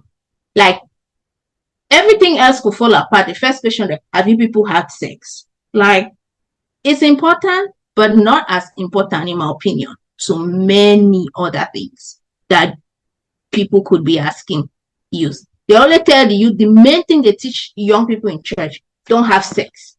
They are not teaching these people how to be nice. They're not teaching so many different things. Just don't have sex. Okay, how should they not have sex? You're not teaching self-control. You're not teaching emotional management. You are just don't have sex. Like, I don't know. That don't let me sit Yeah, quiet. let me continue from where you're going through. It's a lot for us to talk. This podcast today was very intense. We have so much to talk with no time. Uh, when you talk of premarital sex, oh God, they came to Africa in a boat called Jesus Christ, the boat called Jesus, to pick up slaves and bring them to Spain, Portugal, and North America. And they brought that boat. They actually took the slaves from Africa and got married to their wives. Not even get married to them. Slept with their wives and had kids. On that boat was the Bible and the gun. If you take the Bible, they saturate you with it, and you have to follow the Bible and forget about your Akirka. Who did crown of thorns? The God was known as Akirka, right? Yes. And you forget about your God. If you said no, they use the gun and they kill you. So it takes us back to date. You taught us that we should either take the Bible or we fight against the gun. We took the Bible. And in this your Bible, we don't have premarital sex in your Bible per se, even though your Bible was translated in one of the youngest languages on earth, which is the English language. English is one of the youngest languages on earth. Now, we're using your Bible, which is talking about premarital sex these days, which actually does not even exist. If you read the Old Testament, where it was written in those languages, Greek, Aramaic, and Latin, you see something different to what we have today. So please, I can talk about this forever. I just want to trash this and go away with it. If you are going to get married, let me ask this question. If you're going to get married, AK, you're going to get married to T one day, okay, and now you guys are living together. You guys have sex on Tuesday and you marry on Saturday. Was that a sin? Who told us that you cannot have sex with someone that you aspire to marry? Even in the Old Testament, those who had sexual intercourse, or even New Testament, when Christ came, he who has not sinned should pick up the stone and shoot, right? That should be someone that's not the gospel. Pick up the stone and throw if you have never sinned before, because they said, oh, it's an adultery. The Old Testament said, if you sleep with a woman who is not married, and you're a man and you're married, the parents come to you, then you need to marry her. If you don't marry her, then you need to pay a fine. Now, this is the twist. This is my problem with mankind and womankind. A woman who sleeps with a married man,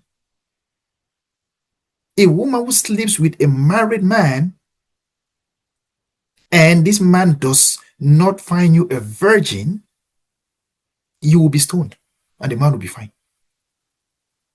But if you are a virgin, this man will now pay your bride price and take you as a wife. So they did not shun premarital sex there. They merely talked about ethics, do good and avoid evil, morality. Women have always been on the other side. When you look at the Old Testament, you see it was not meant for women. Someone, even in the New Testament, the feeding of the 5,000, there were men that they counted. Women and kids were not counted.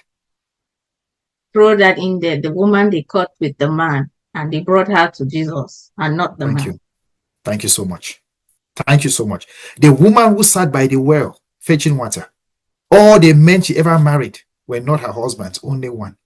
But a man could take, Solomon took 1,000 women. So if you look at this very well, you understand. I am not a Bible scholar. That's why I can't even give you right scriptures. Because a woman has never been the side of humanity. Let me say it again. A woman has never been the side of mankind. That's why when you mention the word womankind, they're like, what is womankind? It even sounds weird to the ears. Because to us, a woman is an entity. Okay? Please. What happened to Hagar, the slave girl? Slave Hagar was given by Sarah to our father of faith, Abraham. I cannot have kids. I'm almost getting to 90. My well is already dry. Take this fresh well and use for kids, since I can have kids. She went and had Ishmael. After the baby in her womb kicked, and she said was going to have Isaac, they kicked her away. That's a woman. They kicked her away. Cain killed Abel in the Bible. They did not kill him. They instead put the mark of the beast on his head that he should go away. But the slave girl who slept with, go and sleep with my husband, was thrown away.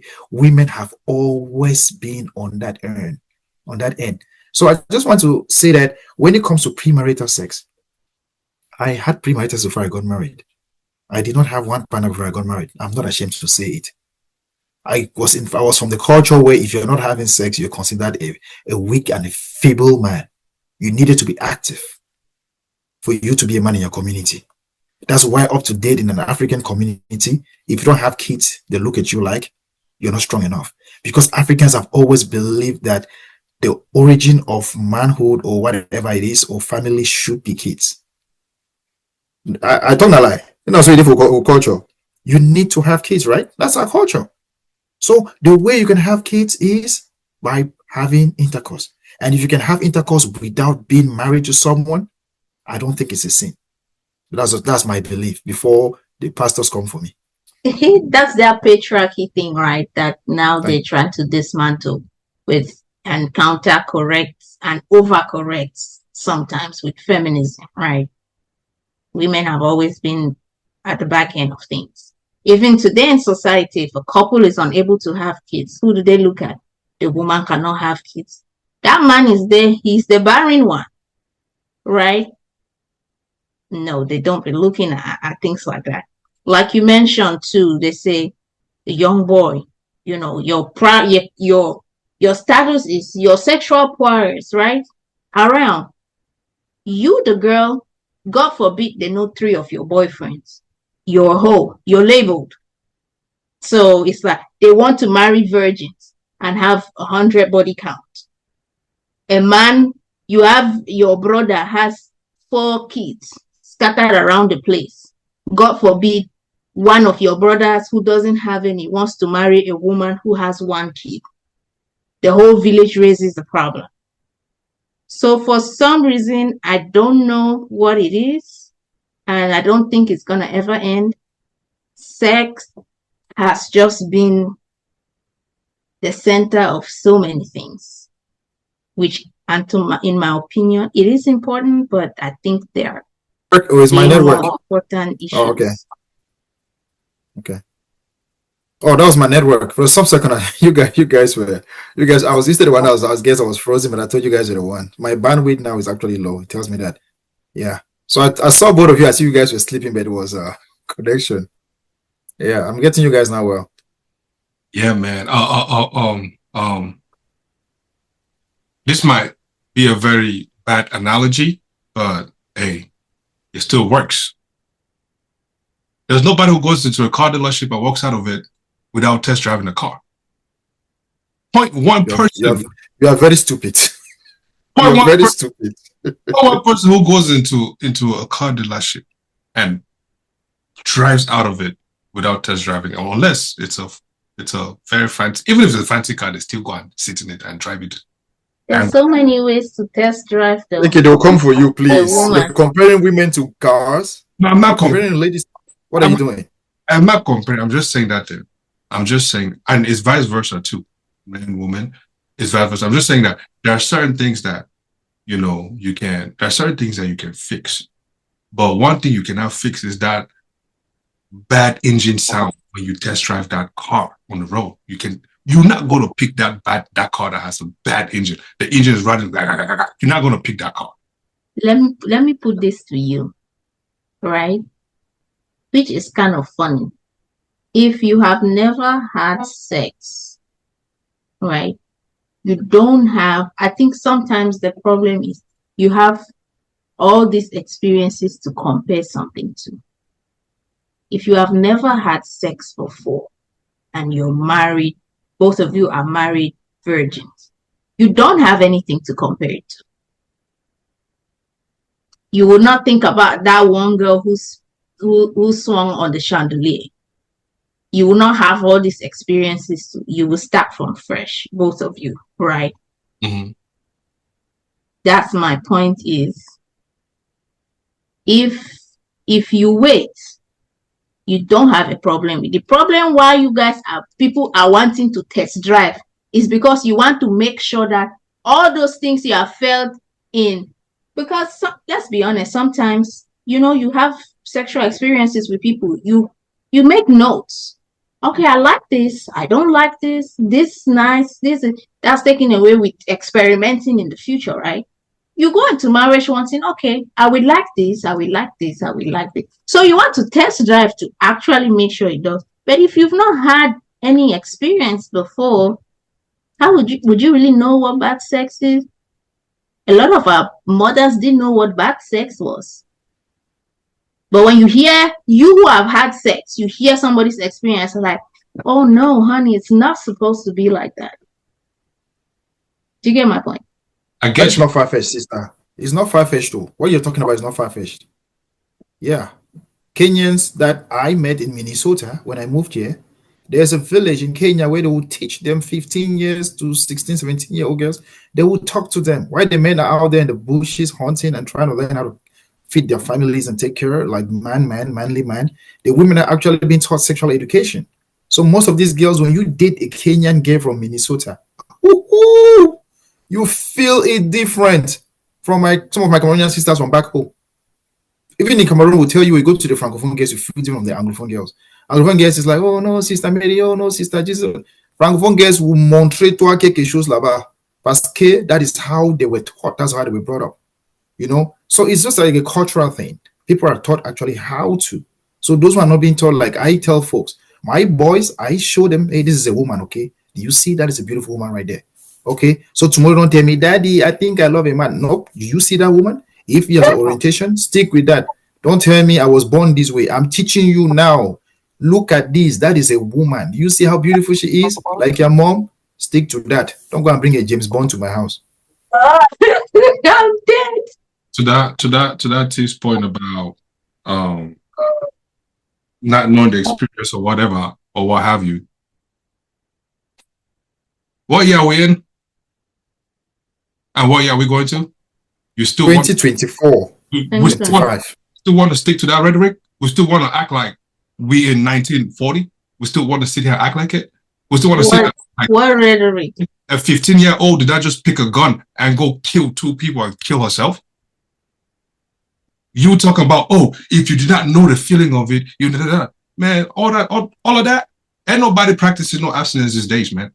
You know what I'm saying? And let's not even talk. You'd be surprised. There's still a lot of people who are virgins. Come on, Nati. Come on. How many people? How many? Just do the math. Just check. No, I'm very serious. I'm serious too. Just check now. What? Check what? Check. How many folks are actually practicing abstinence as opposed to back in the 80s and 70s, 90s? No, I'm not saying that it's to the same degree, but I'm saying that the fact that we are more sexually open now does not refute the fact that there are still people who are virgins. That is true. But we're talking about majority. Majority of folks are not. Majority are not. Majority that have a bunch of ladies who are just sitting there. That's the point. Majority, you have a bunch of folks who are just sitting there and saying that, man, I'm just decided to be abstinent. You cannot decide to be abstinent when you are in an active relationship. I know people who have been practicing. Yeah, it's not easy. This is my thing. A lot of people die of depression, stress, all these different things because they don't vet. They don't go through the proper vetting and all whatnot. Okay, you want to vet that somebody don't have brain, but you don't want to vet that they cannot knock. What sense does that make? Please, somebody should help me understand. Because it's a thought skill. Even the people who have knocked before, you meet somebody, you still gotta teach them, right? Sister, this is not a thought skill. A thought skill is for you how to learn how to drive a tractor.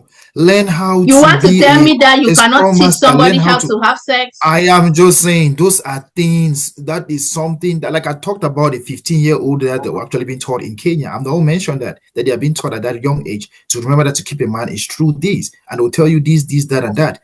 But you're telling me at this age that I will meet, oh man, I will meet a lady who is 26, 27 and heading to almost 30, and she is still this bamboo in bed. Man, we're Yes. growing in those days. We had books. We had these porn books where you could actually throw under your bed or whatever. You find them in boarding schools where folks are hiding. We used to look at pages, and we're getting to that point of orgasm. But you're telling me now you just need your phone. All you need to do is go to this phone. Robert, hold on.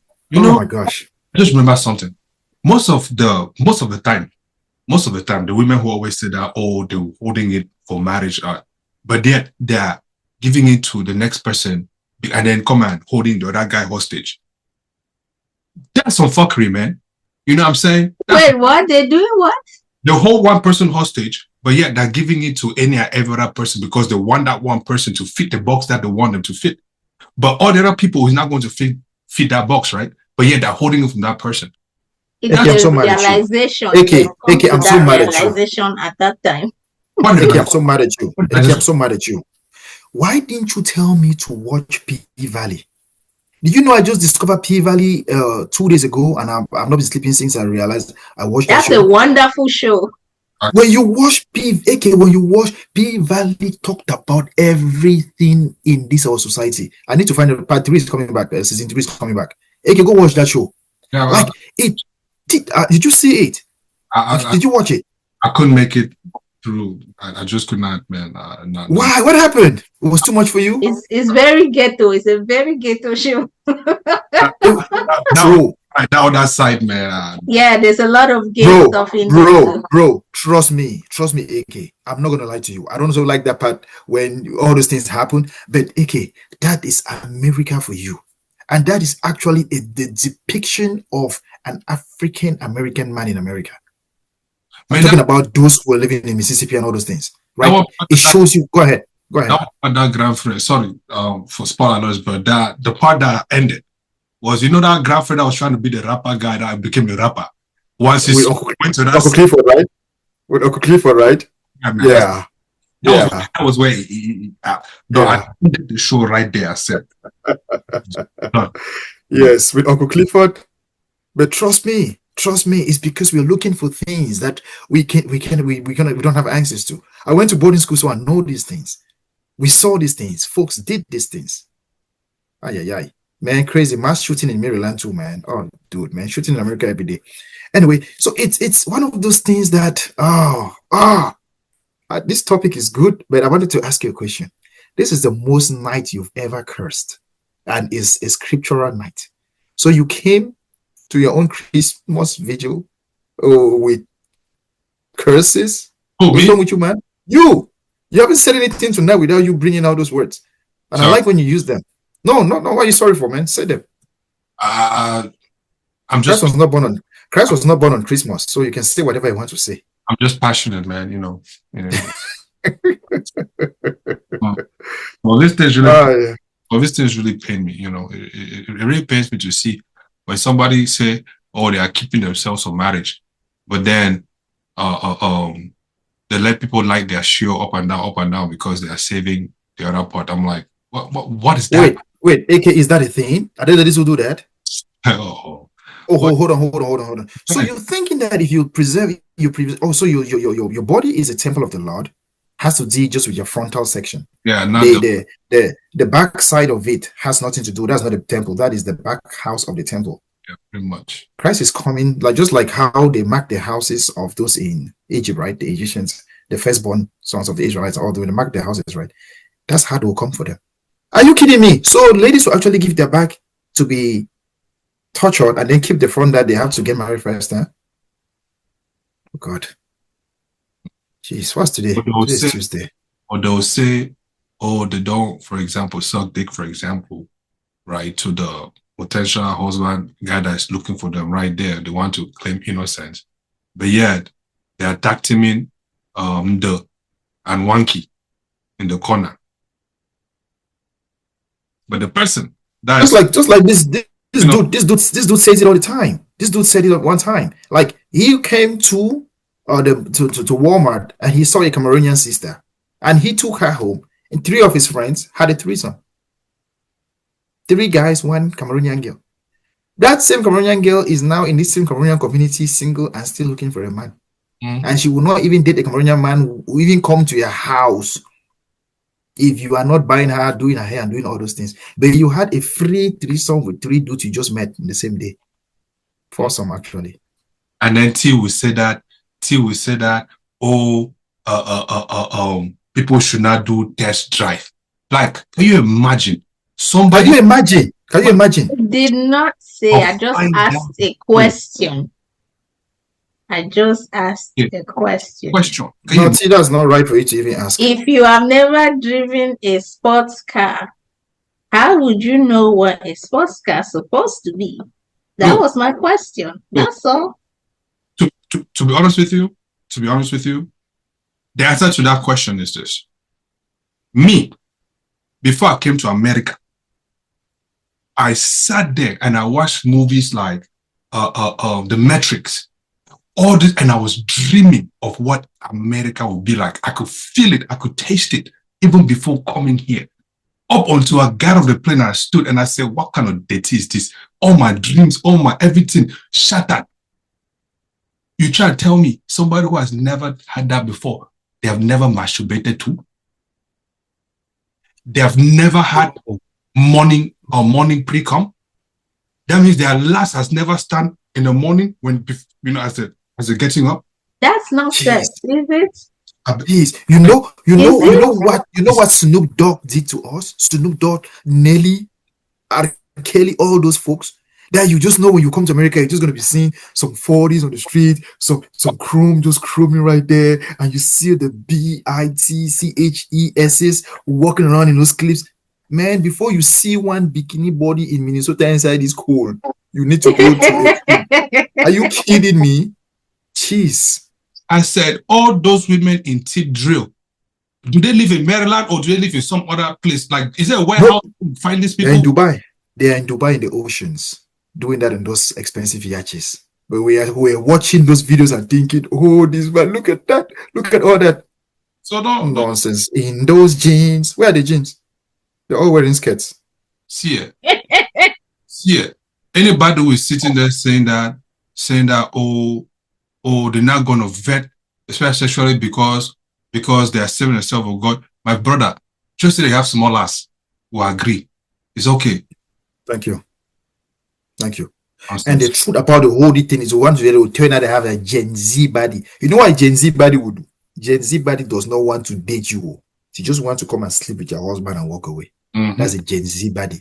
If you are not a Gen Z body, then you are not a body. You have to add that Z. If you have ladies that are 40 who have added Gen Z body onto their name, because they have stayed, they have waited. People are telling me that you don't believe in abstinence and you don't believe in celibacy. Not in this, please. No, we don't believe in those things. We don't believe. Those are all dumb things. That's my best. That's my. You know when I'm using dumb, just flip that dumb to FUCK. That's a very dumb stuff to even think of. Very dumb. It's not even naive anymore. It's dumb. I don't think it is. Okay, T. Okay. See, I am not putting. I don't think it is. I said this little girl, 15-year-old, grabbed a gun and went and opened fire and killed themselves at 15. Man, anything is possible, man. Please, I beg. If you want to go, it's because somebody probably called her fat. Or somebody probably said something that she didn't like, body shame or whatsoever. Old boyfriend left. Look at that stupid, dumb pilot who took the plane some years ago and went and killed everybody because the wife left him. You went and really torpedoed the plane and everyone died. They could not even find the black box because of love. You see what's happening? So what is your correlation with the celibacy? It is the same thing. It's the same thing. If you can kill people for one human being, shows you have not been trained to love. If today I get up and tell AK that I'm having a divorce, AK will be like, okay, bro, move on. What next? Because I've been trained to understand that in this life, things will not always go your way. So when you say you're telling me that, okay, now I have to abstain and hold on my sexuality because I'll give it to one man when I'm actually married to him, what if the man never comes? You'll be another history in the graveyard. Then Folks crying over your body. You keep your body parts. There are so many girls that have gone to their graveyards and I see folks every day putting flowers. Why is that? Or you know, when you go to the graveyard, you see all the beautiful girls, they always have roses on their graves. Men are still crying. Oh God, I wish I had. Let me tell you how I see it. Let me say, you have already said that everything will not go your way, right? Sex is no different.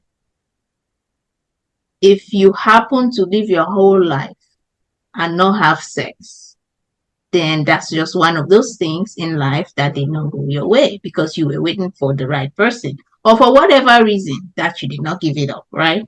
It's just one of those things in life. That's how I see it.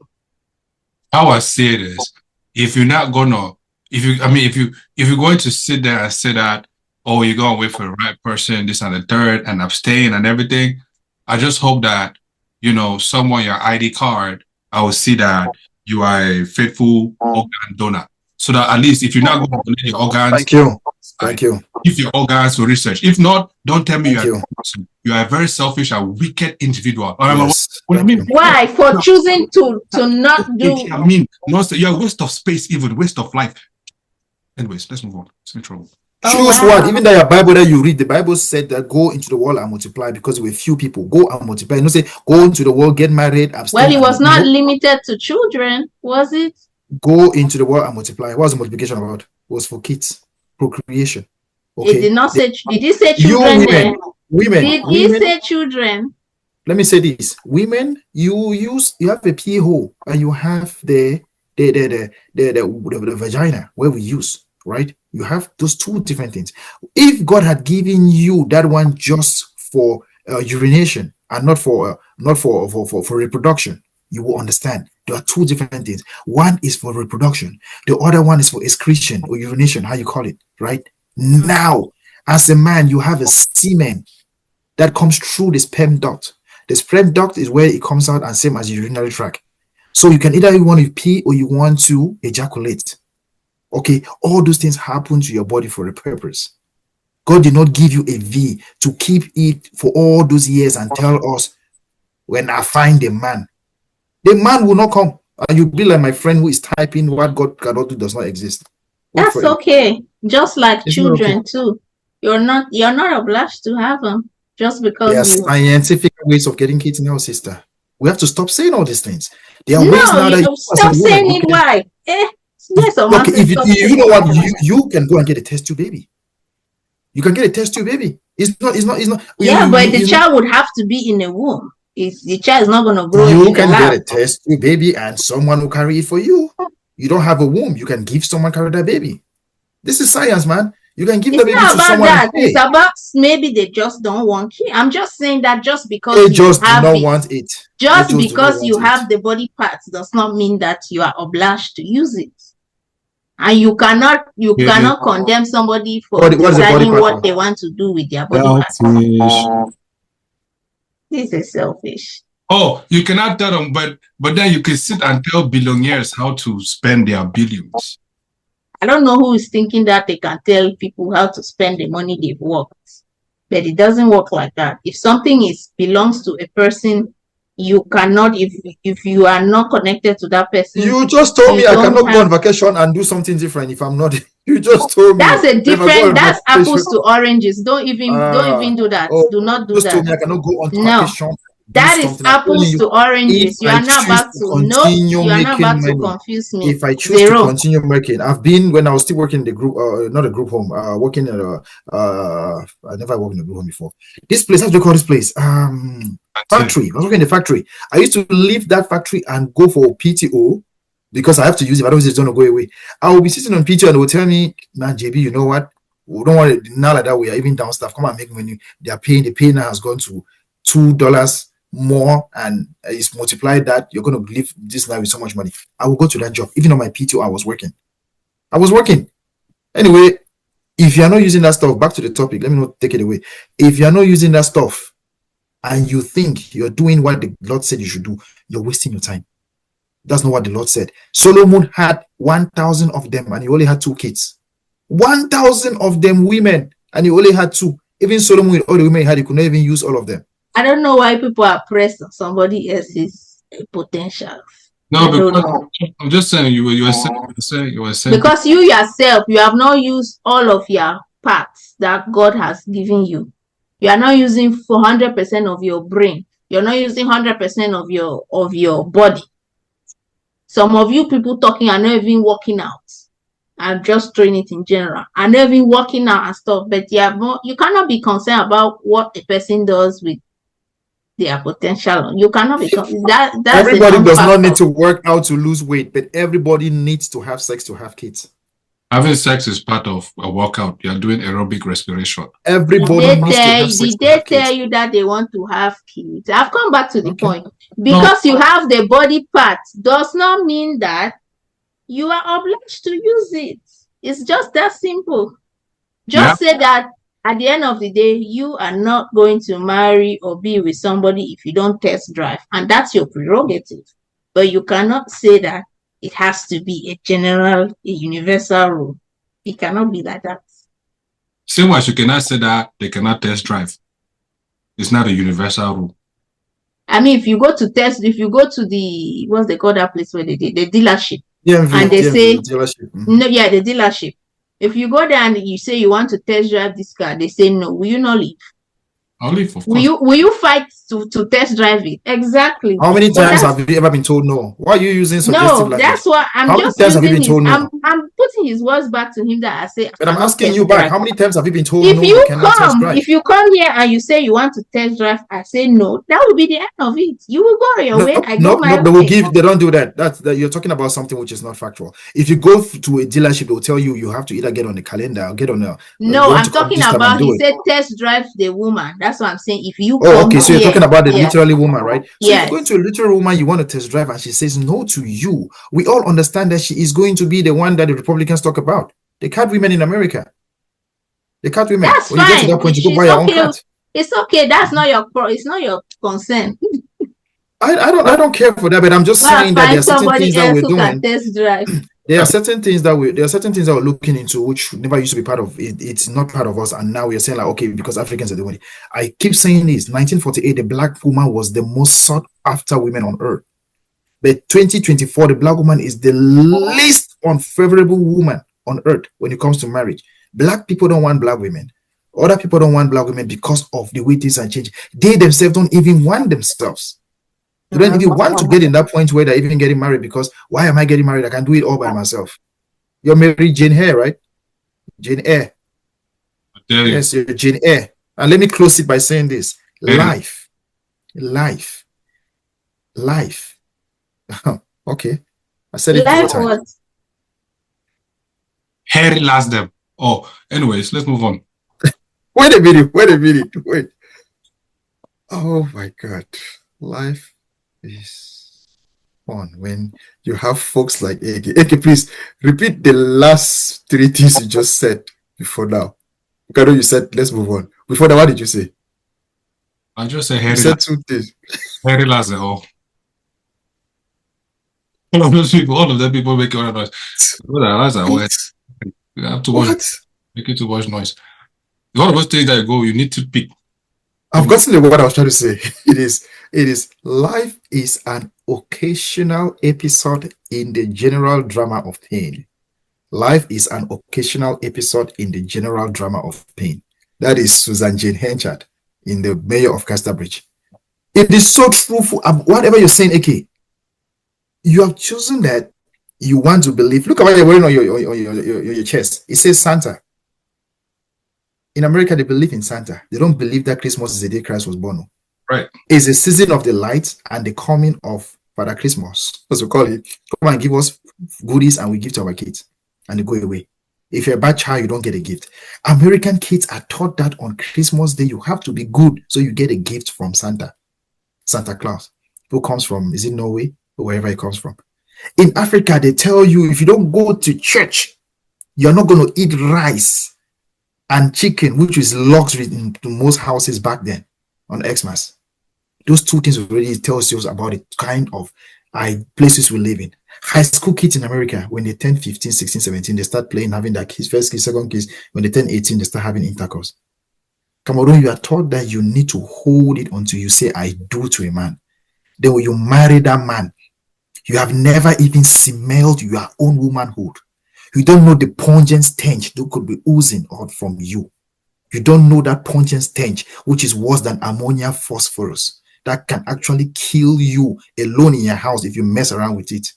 Now you take that stuff to meet a man who has been practicing stuff like that. So the moment he dips into you, he feels the ammonia cooking in you. And now we need to go fix you in a lab to become a housewife because you have a pungent stench oozing out from you. Just because you could not be taught that in your house because it was a bad thing.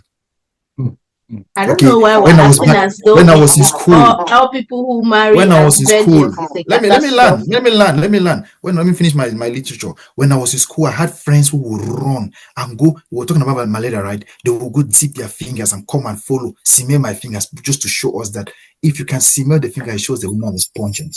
Okay, the woman was pungent.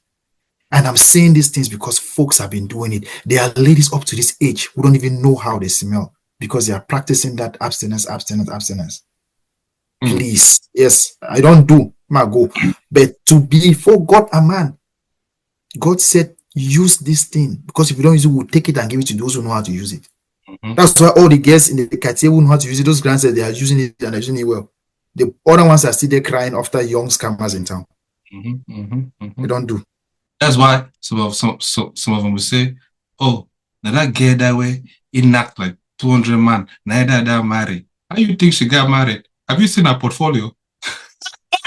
Thank you. That portfolio. Definitely play. Thank you. Anyways, let's keep moving. Anyways, they say what Suzanne will not do, Mbogota will do it and do it even better. And some of them, the only thing they could ever do, the only sexual thing they ever did when it to that point in their life was only small Tiempo, and Tiempo was during Ciso. You remember Tiempo, no? You know what I'm saying?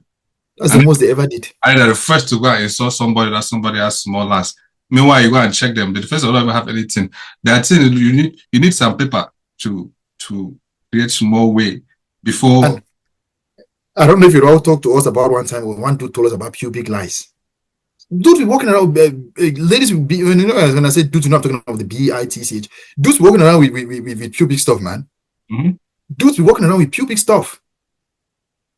Okay, I think we talked about proof of God's existence, marriage, premarital, encounter with God, scenarios, barriers, becoming, presence of faith. I think we're good. I think we did everything we had to do today.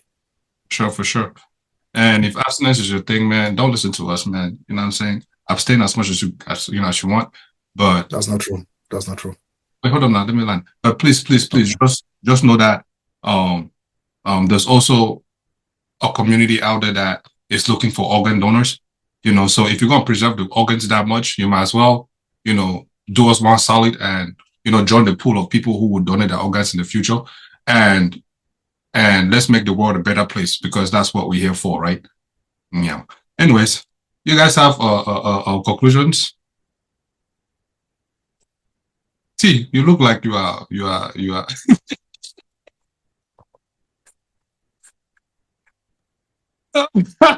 Je suis dépassé. If you don't have any question, can I ask you an open question? Oh, me or T? T of sure. You might choose to use it or not. What was the last time you used it? Use what? Okay, I'm done. Okay. You say use what? What are you asking? Ask your question. The rose. Oh, wait, one of you brought the rose stuff that was Ashley. It was Ashley who brought that, right? Oh, Ashley, okay. Oh, the rose is making so much sales on Amazon, man. Sure. And if you buy one rose, you don't even need a man again in your life. Until the roast is not charged, then you go and start cursing. They are not good men. Anyway, my conclusion for today is and in the long run, it causes paralysis of the cover pots. Anyway, sorry, continue. Please let me just give my conclusion for today. So, growing up, yeah, paralysis of the cover pots. That is so good to be true. Okay, so growing up, I'm a Christian background, Roman Catholic. I learned this song growing up. Christmas is the time for reconciliation. Christmas is the time of forgiveness. Yeah, so this is the time that I love that song because it tells me that Christmas is a time we have to reconcile. We have to forgive one another. That to me is Christianity right there, and not the bread of Christ. And also, during this period, we turn it to festivities. Don't forget to give to the poor. Like I said, if you can give to the poor, you give to them. And please, January has the tendency of being the longest month of the year because most people I know take all their money and give to the church. And now it becomes very toxic. They start, oh, I've not eaten, oh, school fees, oh, this and that and that. Please, don't give all your money to your pastors. Tell your pastors to consider you to be a woman or a man of God and instead give to you. They will not give because they feel they are better than you when it comes to faith. Okay, so please give when you can give, and when you don't have, don't give. Love one another. These colors we're wearing today is because of Christmas. There are so many beautiful things, bright colors. You have to celebrate. We have to be happy.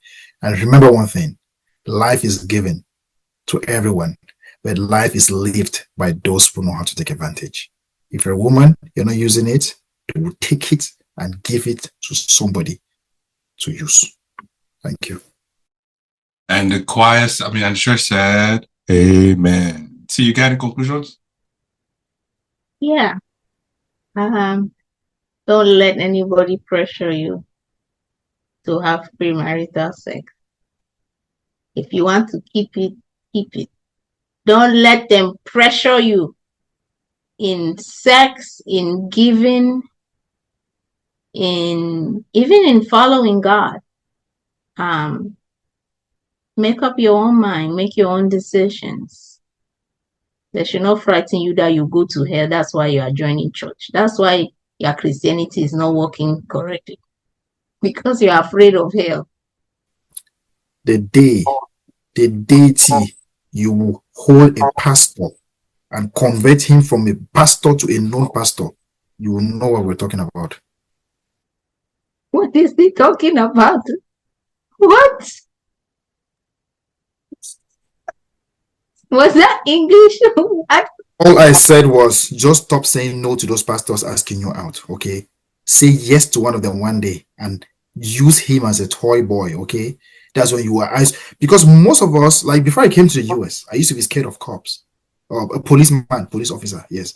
Cameroon. I fear Cameroon police. Even up to now, I go to Cameroon, I'm still afraid.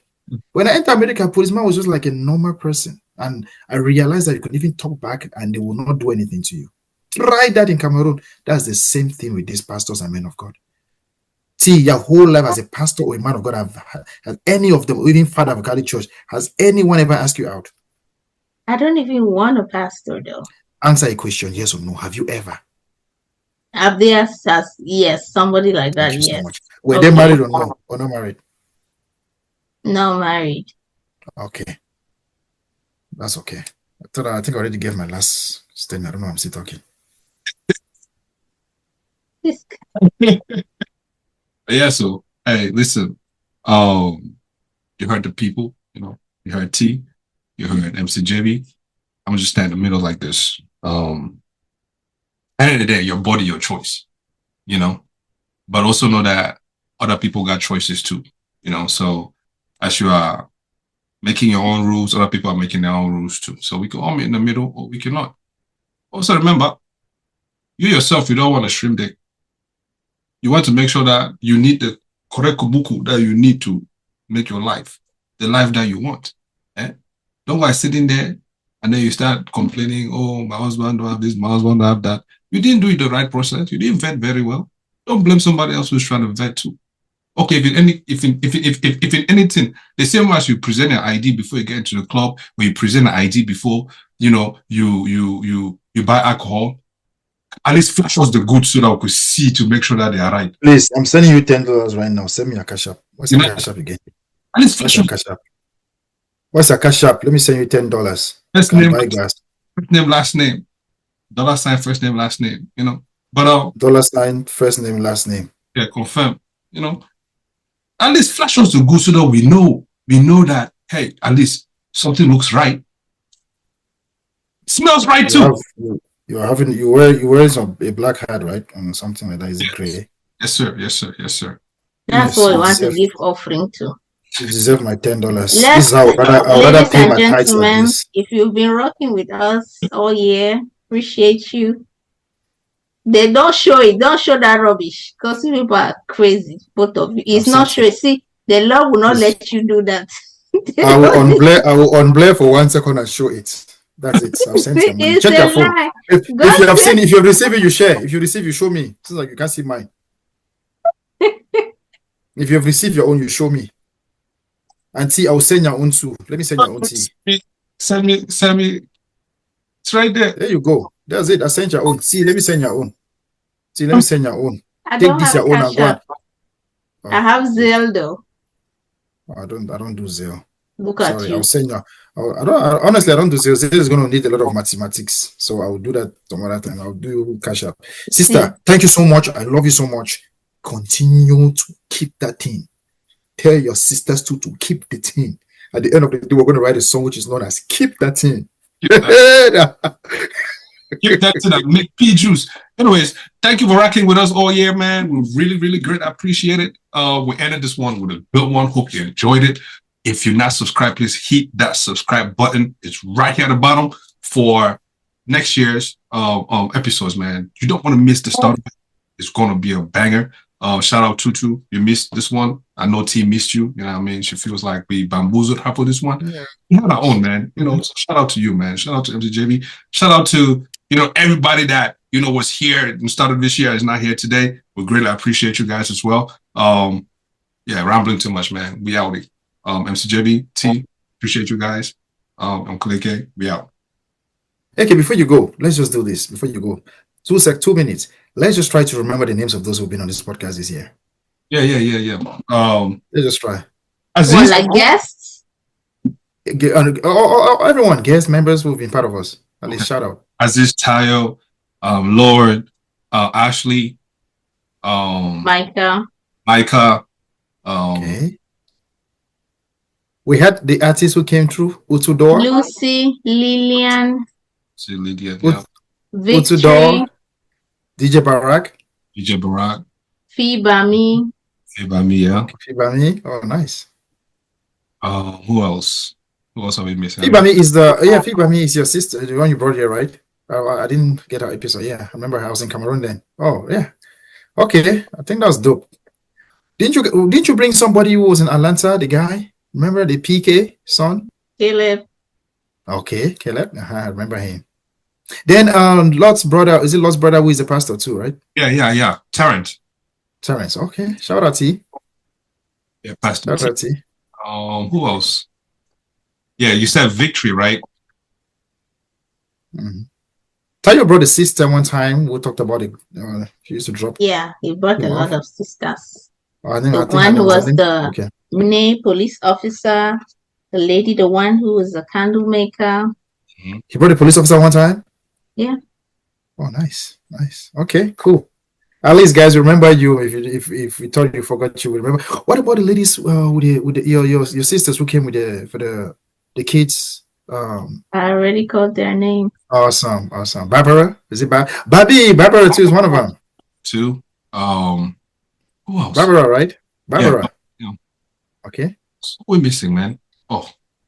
At least we tried. Sure did.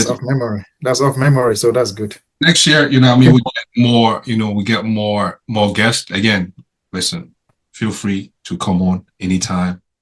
If you have a story to share, let us know. We'll be willing and able to have you on. 2025 should be a good year of breaking the mold, sharing experiences, and all that good stuff. So let's collaborate, let's work, let's keep spreading the word. Good. Yes, let's all get naked before we go. We are out, y'all. We are out. And are we not getting naked? Are we not getting naked? It's not coming out. See, you're not even making an effort. At least if you try that, what part of I'm keeping this? Don't you understand? Oh, you are keeping it too. What's this, y'all? Happy New Year. Happy 20. That's why you don't have Cash App. If you were not keeping that story, you'd have had Cash App. Because Cash App is the easiest way. People just send money to girls. You're so beautiful. Take Cash App. I'm recording. Happy New Year. Okay. Merry Christmas. Happy holidays. Enjoy your family. Yep. Adios.